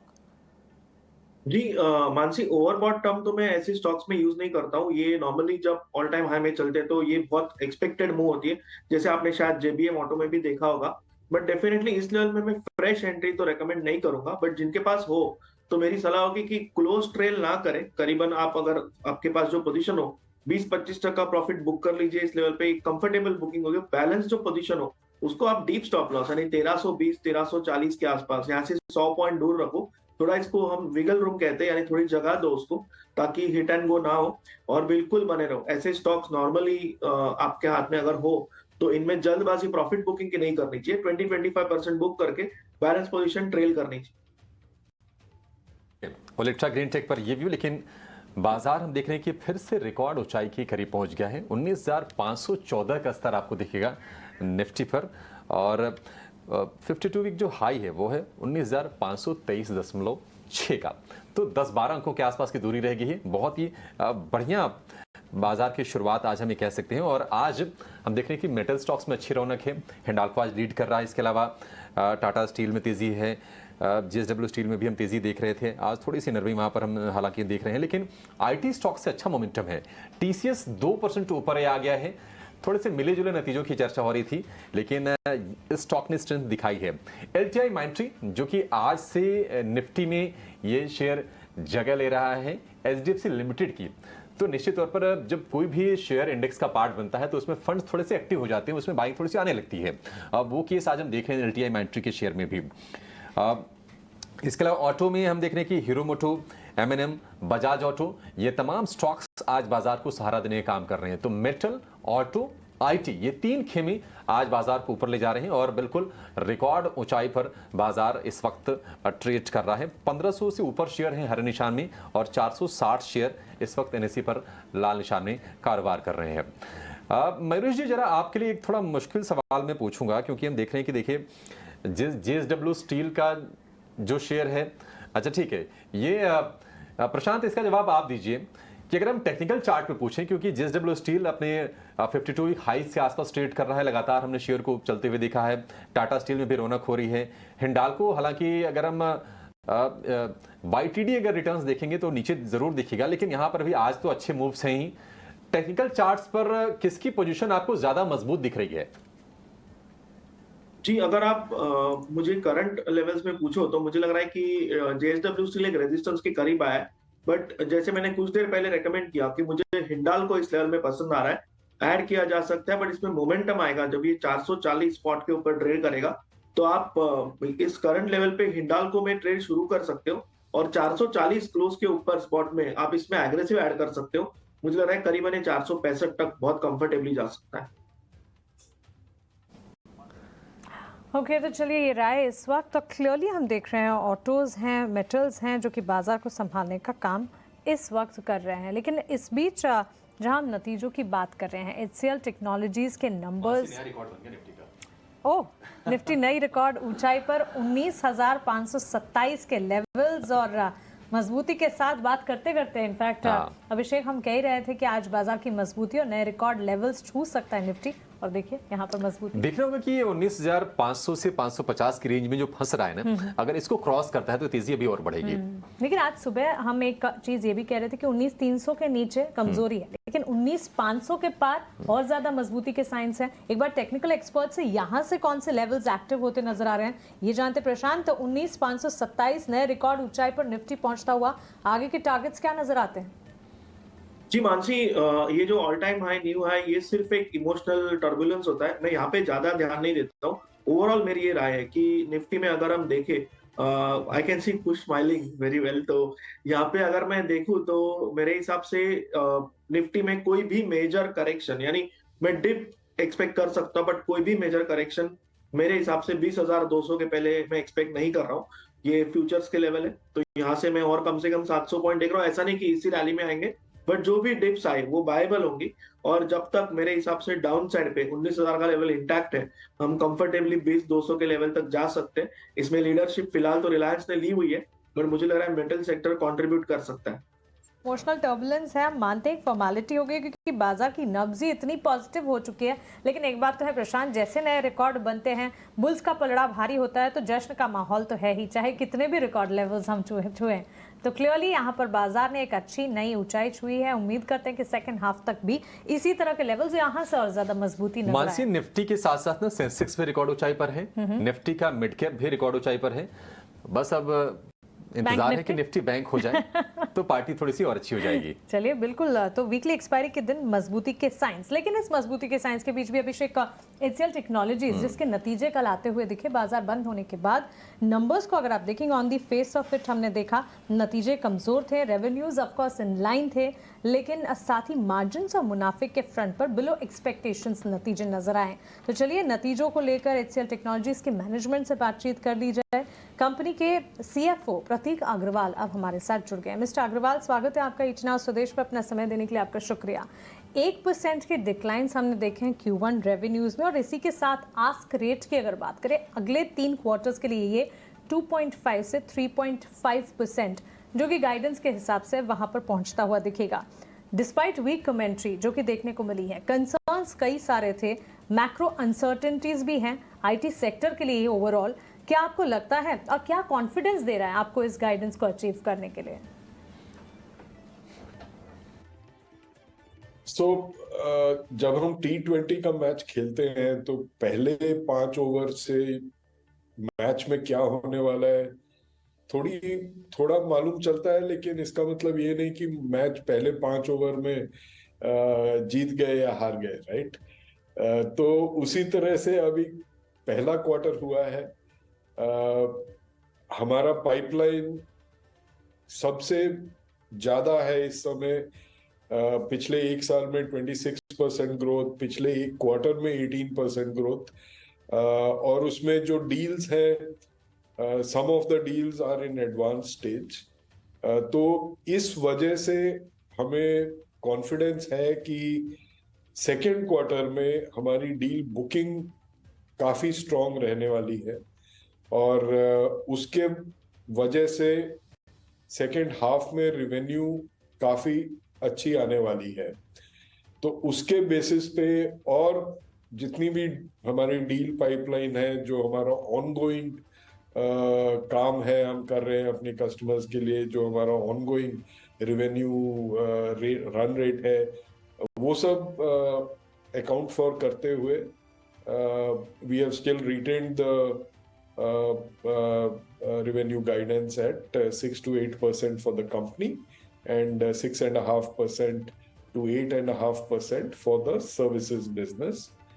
And the ask rate has gone up, but we are still confident of meeting the numbers.